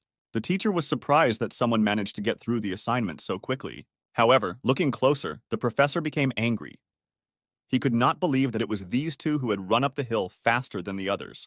Wayne and Henry approached Mr. Colin and said that they had already brought the crystal. After showing the artifact, the protagonist said that they had successfully completed the practical exercise. The teacher looked at the students incredulously and said that he hoped the two of them weren't cheating. Because even considering that the boys entered the forest first, they still managed too fast. At that time, Colin-san also wondered very much. Did those two really decide to go around the perimeter barrier? Even though he had purposely not told them anything about it, those two had still sniffed something out. But the protagonist suddenly replied that since the shortcut was through Trent, they had defeated that monster and gone ahead. After saying that, the instructor looked at the students in shock. His gaze immediately filled with anger. Professor Collins said that it was impossible for some newcomers to wear a high-ranked monster. Suddenly, Henry jumped into the conversation, saying that she was really only able to defeat Trent because of Wayne. The boy looked at his partner with a smile and said that the protagonist killed him with one punch. The teacher once again couldn't believe what he heard. It was unimaginable that some weakling with no magical power could defeat such a monster with a single blow. The professor ordered Henry to stop talking nonsense, since it was impossible for a scum like Wayne. No adequate person would believe such a lie. But at this point, the protagonist asked, "Doesn't having the crystal and the speed of completing the task prove otherwise?" The professor was starting to run out of excuses, and he hesitantly pointed his finger at the guys and said he was sure they had somehow cheated. Such a turn of events was beginning to annoy Wayne very much. He realized that Simon and Teacher Colin could not admit that there was no trick. Apparently, this is the peculiarity of the magicians of this country. After that, the guy said he understood why the professor doubted his abilities. Then he offered to verify his abilities in person. The teacher asked the boy what he meant. Wayne said he's ready to show his full strength. With a smile looking into Mr. Collins' eyes, the protagonist suggested that the professor start first. The protagonist also added that if he could win the fight, he would like to ask the teacher to reconsider his arrogant behavior towards them. Henry was horrified at what his partner said and tried to stop him, reminding him that this was a bad idea. However, such words from some brat had already pissed off the professor, and he said it would be a good idea to knock the boy's sass off. Extending his hand forward, Mr. Collins said that as a teacher, it was his responsibility to show the negligent students what real magic was. In the next instant, he created a cyclone and ordered the spell to carry the boys away. Henry immediately shouted in panic that it was a high-level ability. A powerful stream of magic crashed into the main character's body and enveloped him in sand and dirt. Henry turned to the teacher and said that using such powers on students was overkill. However, the professor only grinned and said that they had asked for it. He had calculated everything so that no one would get hurt, much less die. The mage then laughed, saying that otherwise they would write off their injuries as the cost of the practical exercise. But suddenly, when the dust cleared, Wayne was standing calmly on his feet. He said in a quiet voice that there was no cause for alarm at all.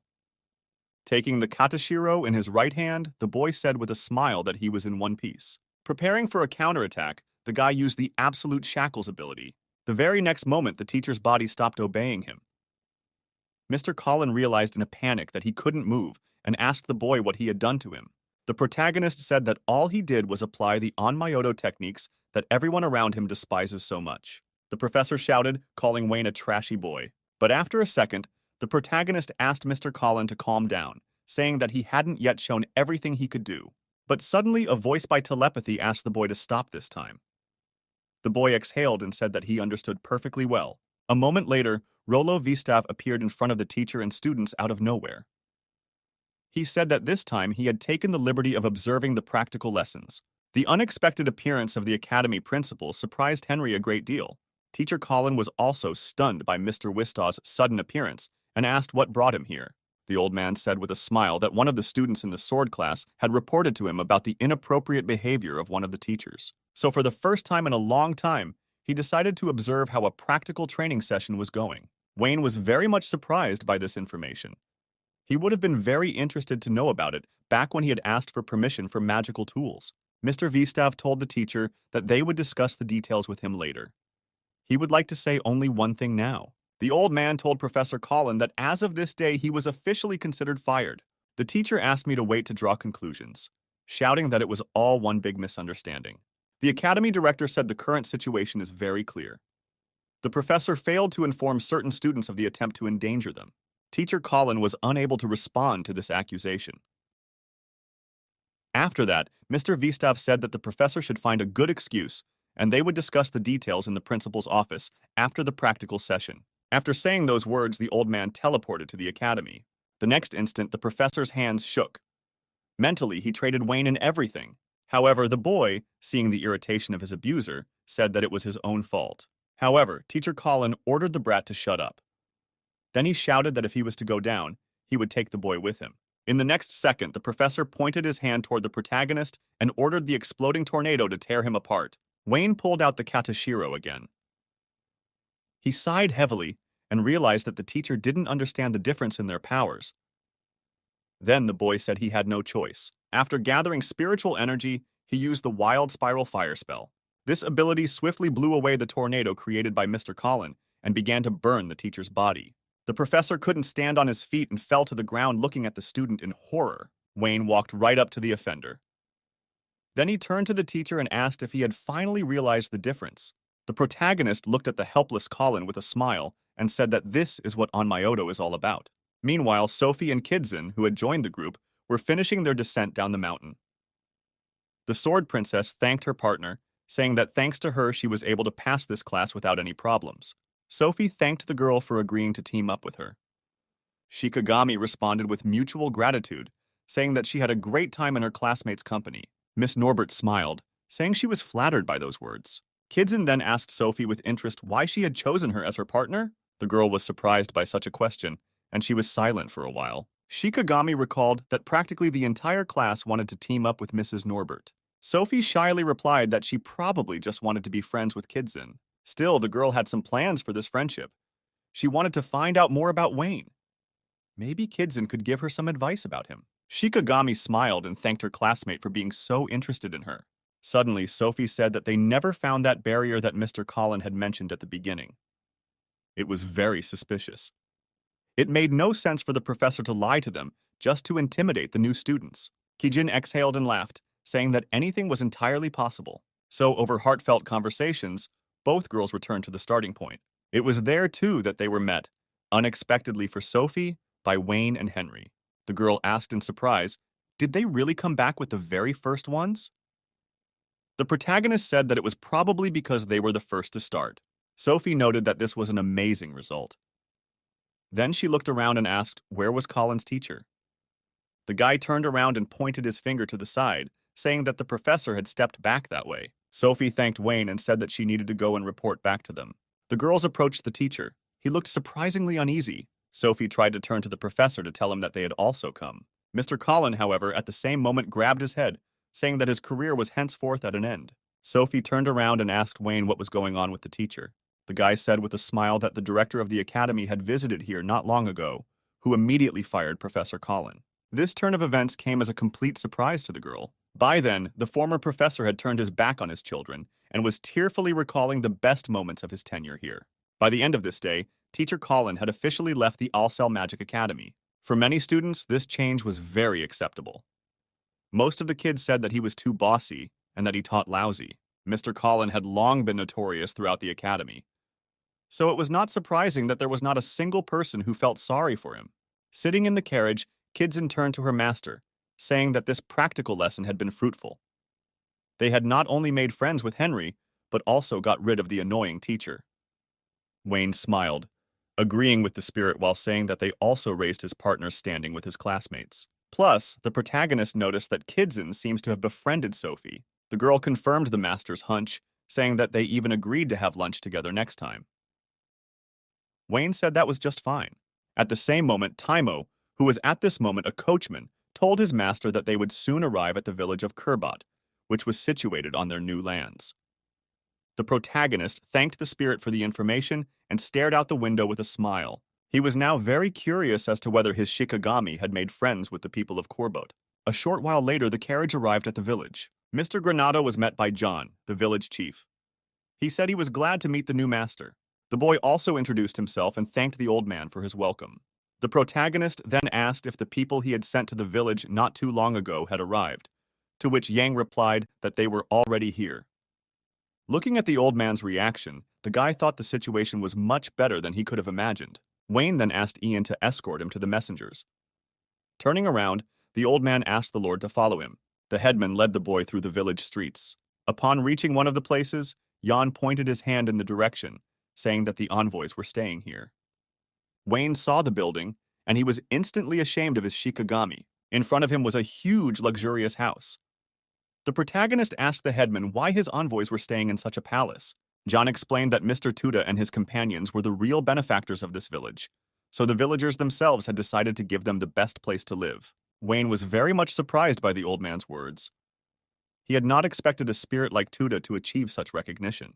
The headman and Mr. Granado then entered the house and went up to the second floor. In one of the rooms, they were met by Tuda sitting on a large, luxurious sofa. He asked the gentleman with a smile how he was doing. The guy said he increasingly feels like his spirit has become much more defiant. Shikigami grinned and said that he was actually a local celebrity now. Suddenly, Suzaku came up to the protagonist from the side and whispered in his ear, saying that it's actually not like that at all. Since their group arrived in the village, Tuda had never spoken to any of the locals. All he had done was fight the monsters in the area, although by doing so he was able to save a village that had been under the oppression of monsters for many years. Tuda is now regarded as nothing less than a savior. Suzaku then reminded the Lord that their assignment was to make contact with the villagers and befriend them. Even though they had accomplished this, Tuda's ego had also grown. Shikigami looked sadly at his partner and said that he hadn't listened to them before, and now he wouldn't listen to them at all. At that moment, Dayin ran up to the protagonist and shouted that something had to be done about Tuda immediately. The boy smiled at the spirit and said that the gist of the story had already reached him. Nevertheless, Wayne's response was that the Shikigami had done very well and had performed excellently. The villagers now revered them, so they would surely be happy to help them in the future. The protagonist then looked at his feckless spirit and said he had a great way to get this guy to obey, and it would happen quickly. After saying that, Wayne walked over to Toad, who was sitting on the couch, and addressed him. The boy asked the spirit if he wanted to fight him. After he said that, the Shikigami's face changed. The next instant, Tuda abruptly jumped up from the sofa and leaped towards the Lord. Without saying a single word, the spirit attacked the protagonist. After that, he looked fiercely at his master and was glad that he had finally decided to fight. The guy replied with a smile that there was no problem with that. Sometime later, Wayne and his spirits traveled to a place near the village. Suzaku, Dain, and Byako sat on the branches of the tree and watched the upcoming fight with interest. They wondered how the Lord had found such a good place to compete. Byako noted that Wayne must have discovered this place through onmyoto techniques. Dain shouted that their master was the greatest onmyuji in history. Meanwhile, the main character looked at the Shikigami with a smile and said that it had been so long since they had fought him that it brought back memories. Tuda smiled and said that he had been waiting for this moment the most. He then shouted that he would definitely kill Mr. Wayne this time. After saying those words, the Shikigami seemed to vaporize. In the next instant, he found himself behind the protagonist's back with incredible speed. After creating the perfect chance for the first attack, Tuda tried to strike. The boy blocked the attempt with ease, however. As Wayne moved into a fighting stance, Tuda once again moved behind his back. Taking advantage of the speed advantage, the spirit once again tried to attack with a leg kick. However, the protagonist managed to fight back without any problems this time as well. Wayne then took to the sky and looked up at his Shikigami. The recruitment of his master to such heights was seen by Tuda as a new challenge. With one leap, the spirit lifted off the ground and flew towards the guy. Shikigami attacked again, this time attempting to hit Wayne with his arm. However, the boy simply ducked his head. The spirit then struck several more repeated blows, but all were unsuccessful. Tuda was surprised that the Lord was blocking all his attacks with such speed. However, that only made him want to kill the guy more. After that, the spirit recoiled from the protagonist to prepare a more powerful attack. In the next second, he swung his leg, applying the Wild Flame Stomp ability. Using this attack, the Shikigami realized that his master this time would also have enough of a technique to block this strike. Therefore, following that, he used the Snake King's Eye ability. At the same moment, Wayne suddenly found himself unable to move his arms or legs. It was Tuda's innate ability to immobilize anyone he looked at. The spirit was certain that nothing could help his master now. At the same instant, the flames from the second ability were directed into the main character's body. At this moment, Shikigami was certain that nothing could prevent him from winning. But in the same second, unexpectedly to the spirit, Wayne was right at his back. The boy laughed and said that Tuda looked pathetic. Though he didn't deny that if the spirit had fought him right after his rebirth, he probably would have won. The divine general turned around and couldn't believe his eyes. At the same instant, the protagonist hit his spirit with all his might and sent its body into the ground. Tuda slammed his back against the water surface with all his might. Shikigami, soaked to the skin, looked at the Lord with hatred. Wayne, still hovering in the air, pointed a hand toward his subordinate. It was then that Tuda realized that this was not the end. A small ball of energy concentrated in the center of the boy's palm. A few seconds later, he directed a stream of blue particles directly into his Shikigami's body. Tuda realized that he couldn't dodge and only lay on the ground helplessly. However, he was surprised when a beam of energy passed near his head, creating a hole in the ground. This spell caused a huge surge of water. The resulting fountain rose even higher than some trees. The other spirits watched with interest at what had happened. Dain shouted, "Is that a hot spring?" Lying in the shallow water at that moment, Tuda said it was indeed hot. The Shikigami rejoiced that their master had once again won. Byako noted with a smile that Wayne was getting closer and closer to his original strength every day. A short while later, the protagonist sank back down to earth. He immediately extended his hand to the drenched spirit and thanked him for the fight, saying that this victory was not easy for him. However, Tuda frustratedly pulled the boy back and would not accept help. He looked at the Lord with hatred and said that he admitted defeat, but next time he would definitely take the opportunity to kill him. After that, the Shikigami rose to his feet and headed towards the village. Wayne was not disappointed by his subordinate's words. He noted with a smile that Tuda hadn't changed at all.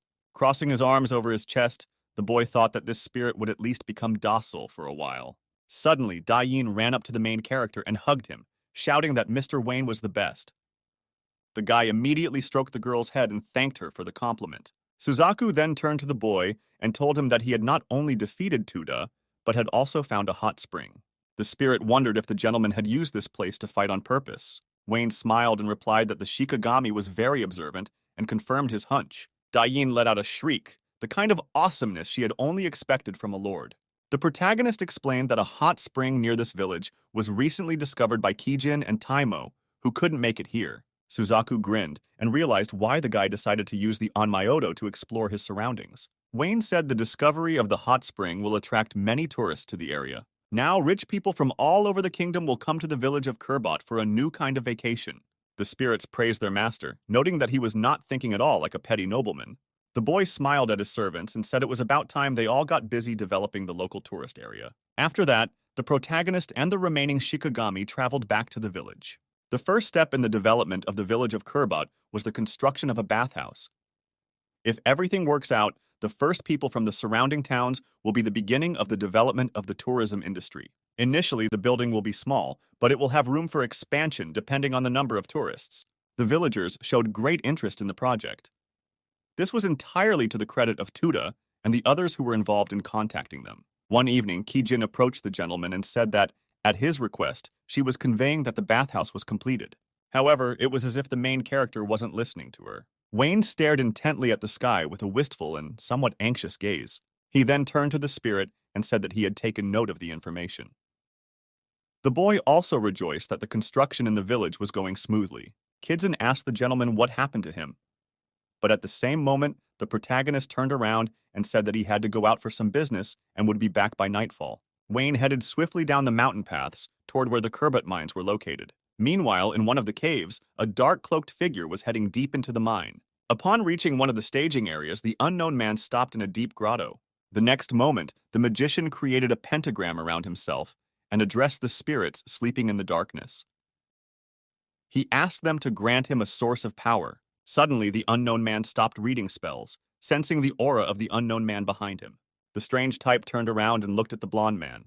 The boy turned to the suspicious man, asking if there was really something sealed in these mines. However, the unknown man continued to remain silent and stare at the protagonist.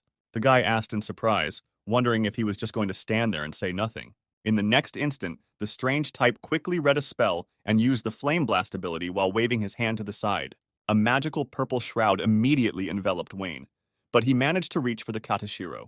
While the unknown mage was still in control of his spell, the boy was already at his back. Wayne said he would not allow anyone to rampage on his lands. Concentrating spiritual energy, the protagonist used the consciousness disconnection ability. The unknown man immediately fell to the ground. Wayne pulled the hood off the strange type and looked at the face and realized he didn't know who it was. While the boy was tying up the intruder, he was trying to figure out who the guy was trying to free. Wayne thought it would probably be better for him to tell Tank to investigate the mines later. This unknown man could be handed over to the knights of the capital so they could figure out who he was. Raising his head, the boy suddenly saw that the rune the strange type had drawn had stopped glowing. He tried to touch the strange drawings, but they disappeared at the same moment. The situation was becoming more and more incomprehensible. After the obscure intruder was put in the dungeon, Wayne walked down the road toward the bathhouse. Suddenly, he saw a crowd of people in front of him. It was his 6 Shikigami who were happy that the Lord had returned. The boy asked in bewilderment what they were doing to be out so late. Kijin said the bathhouse was ready, and they were waiting for the Lord so he could be the first to experience it. Wayne smiled, realizing what this was all about. Dayin immediately ran around the protagonist, saying that the guy owed it to her to hurry up and enter this bathhouse so she would follow him. Kijin resented her partner's behavior and asked her to be more tactful in situations like this. Wayne said that Dayan was right about something, and it would be better if they all tried the bath together, because he would be bored there alone. The other spirits looked at the Lord in surprise, but did not utter a word. Only Dayan jumped behind the protagonist's back, shouting that it was time to party. The Oriental-style bathhouse looked like a well-modernized hot spring. In the men's room, Wayne, Suzaku, and Taimo had already lowered themselves into the hot water. The main character blissfully said that this place was the best for relaxing. In the women's quarters, Dayan was already running up to the hot water, shouting that this was her first trip to such springs. Suddenly, the girl slipped on the wet floor. Her body was instantly spun around in the air, and she hit her head on the ground with all her might. Dayin almost cried, whispering in a shaky voice that she was in pain. Kijin laughed and said her partner was too energetic. The Supreme Divine General herself had no problem reaching the water and lowered herself into the spring. She immediately closed her eyes peacefully, saying that the hot waters were very relaxing. The next moment, Dayin jumped into the water next to Kijin, causing a bunch of splashes. The girl shouted out that it was really cool, to which Kijin replied that her partner didn't have an ounce of manners. Meanwhile, while Wayne and his spirits relaxed in the hot springs, Tuda lay on the roof of the bathhouse and looked up at the night sky. Bayako looked at his partner in surprise and asked if he wanted to join them. However, Shikigami simply asked everyone to get behind him. Bayako looked at Taimo and suggested that it was likely that Tuda was still reeling from his defeat to Wayne-san. The female and male parts of the bathhouse were separated by a high wall. Kidzen used telepathy to call out to Wayne-san. This came as a surprise to the boy, and he asked the spirit what was wrong. The girl said she just wanted to ask the boy if he liked this hot spring. After the guy remarked that everything was just fine here, Kijin thought for a while and said that he had changed a bit. Wayne was surprised and asked if it was really that noticeable. The girl said he was much calmer than in the old days. The guy replied that he wasn't, and he had always been calm because that was his character. Kidzen laughed and agreed.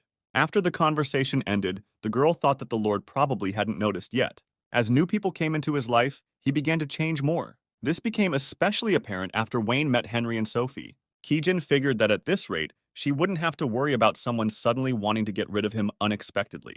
But then the girl thought that she was probably just glad that her master had found friends who cared so much about him and were walking hand in hand with him.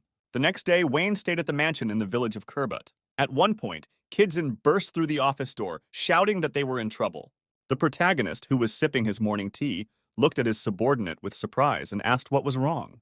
The girl replied sullenly that the wizard the Lord had caught in the mine yesterday had passed away today. After a short silence, the guy put the mug on the table and said there was nothing to be done about it.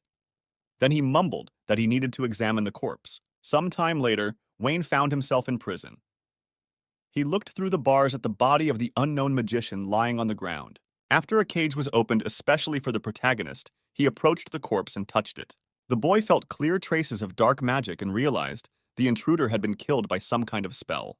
Looking under the cloak, the guy saw an unknown magical emblem on the corpse's chest. Wayne had read in his books that such signs solidify the effect of contract magic. To activate the symbols, one must sign a contract and fulfill certain conditions. This strange type's crest had already been activated, which meant that he had just been gagged. He was probably just a regular sixth man of some organization. What bothered the protagonist the most was that during this time he never found out what this unknown person was coming to the mine for. Heading for the exit, Wayne told Kidzen that they were now heading to the Kurbut mines to investigate further. Byako, who was also there, asked the gentleman if he could head out with him, to which the guy replied that he had nothing against it. A short while later, the three companions found themselves in a mine corridor. Upon reaching a small grotto, Wayne said it all happened here. The protagonist said that in this place, an unknown person read a release spell. We can assume that someone is sealed in here. The only question is, what did the intruder want to accomplish? Suddenly, Wayne wondered what would happen if they broke the seal themselves. Byako had said it was too dangerous, because that was what the wizard who had been killed in the dungeon had wanted. The boy turned to the Shikigami and said that by thinking alone they wouldn't be able to solve this problem, and in his current state he would be able to handle any contingency. Byako agreed with what was said. Kidzen also supported Mr. Convinced that the spirits approved of his actions, the protagonist said it was about time they broke that seal. Even though Wayne didn't have magic power, however, every spell has its weaknesses. If you hit that spot of spiritual energy, the spell would dissipate. In other words, the seal can be broken not only by magic and liberation, but also by onmyoto techniques. Creating a huge blue rune, the protagonist dispelled this spell without difficulty. The shards of magic scattered in different directions. The shattered ground in this place only meant that there was probably something extremely dangerous. Then he looked under his feet with a smile and wondered who was going to come out to them now. The ground beneath my feet at the same moment took on an unexpected bright red hue. Then a portal formed in the place of the seal. The next second, a huge monster jumped out of it with its mouth wide open. Wayne looked at his opponent and realized that he had read about similar creatures in books before. This is the place where someone once needed to seal an entire salamander. Unexpectedly, Byako asked the protagonist if he could deal with this monster. The guy said without hesitation that he relied on a subordinate. But he also asked the spirit to try not to kill this salamander, as Wayne needed it for research. Byako said he understood, after which he pounced on the monster. As the Shikigami approached, the salamander emitted a huge pillar of flame. Meanwhile, Wayne studied the monster's body, finding at least one weak spot in the process. Then he also thought it was getting a little hot in the cave, and that was a disadvantage to Byako. The spirit strengthened its aura and prepared to dodge the flames. It was then that he created a crystalline wall, which was hit by the salamander's spell. After that, the monster swung around to try to attack the guy with his paw. However, Bayako was much more maneuverable, and so easily got out from under this blow. So he maneuvered and ended up right over the monster's head. Swinging his foot, the Shikigami delivered a crushing blow to the monster's forehead. After this powerful attack, the salamander stopped moving. After seeing the easy victory, Wayne praised his spirit, saying he had no doubts about Bayako. Kijin said that she didn't expect anything less from the strongest of the 12 divine generals. The protagonist asked the spirit if he was feeling well. Bayako confidently replied that he was fine. Wayne then approached the monster and said that it was time to investigate the salamander more closely. But suddenly the monster's body exploded, throwing dust and rock fragments at the protagonist. After that, the salamander began to emit steam. The boy realized that he had read earlier about an ability called Squall, which was very similar to what was happening. When the smoke cleared, Wayne saw a small animal in front of him. Kidson stepped closer and marveled that such a huge creature had shrunk drastically to such a small size. The girl tried to touch the monster, but it suddenly threw its hands up in the air and asked not to be killed. Wayne was utterly confused. He had never heard of talking monsters. Suddenly, the salamander sat up on its hind legs and said that it was actually no monster at all, but a very real elemental spirit. The protagonist is an unusual creature and asked if the spirits in this world can also talk. The salamander laughed and said that somehow they were directly related to the human race. Wayne then asked why the spirit attacked them after they released it. Salamander replied that she had been a little out of sorts after waking up. After a short thought, the guy said he had no choice but to believe the spirit. Kidson asked the gentleman if he was sure it would be safe.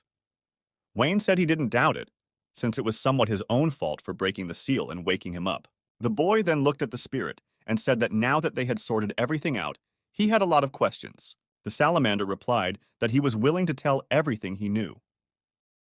But also the spirit hoped that these questions would not be difficult, since his memory was damaged. Pet the cat.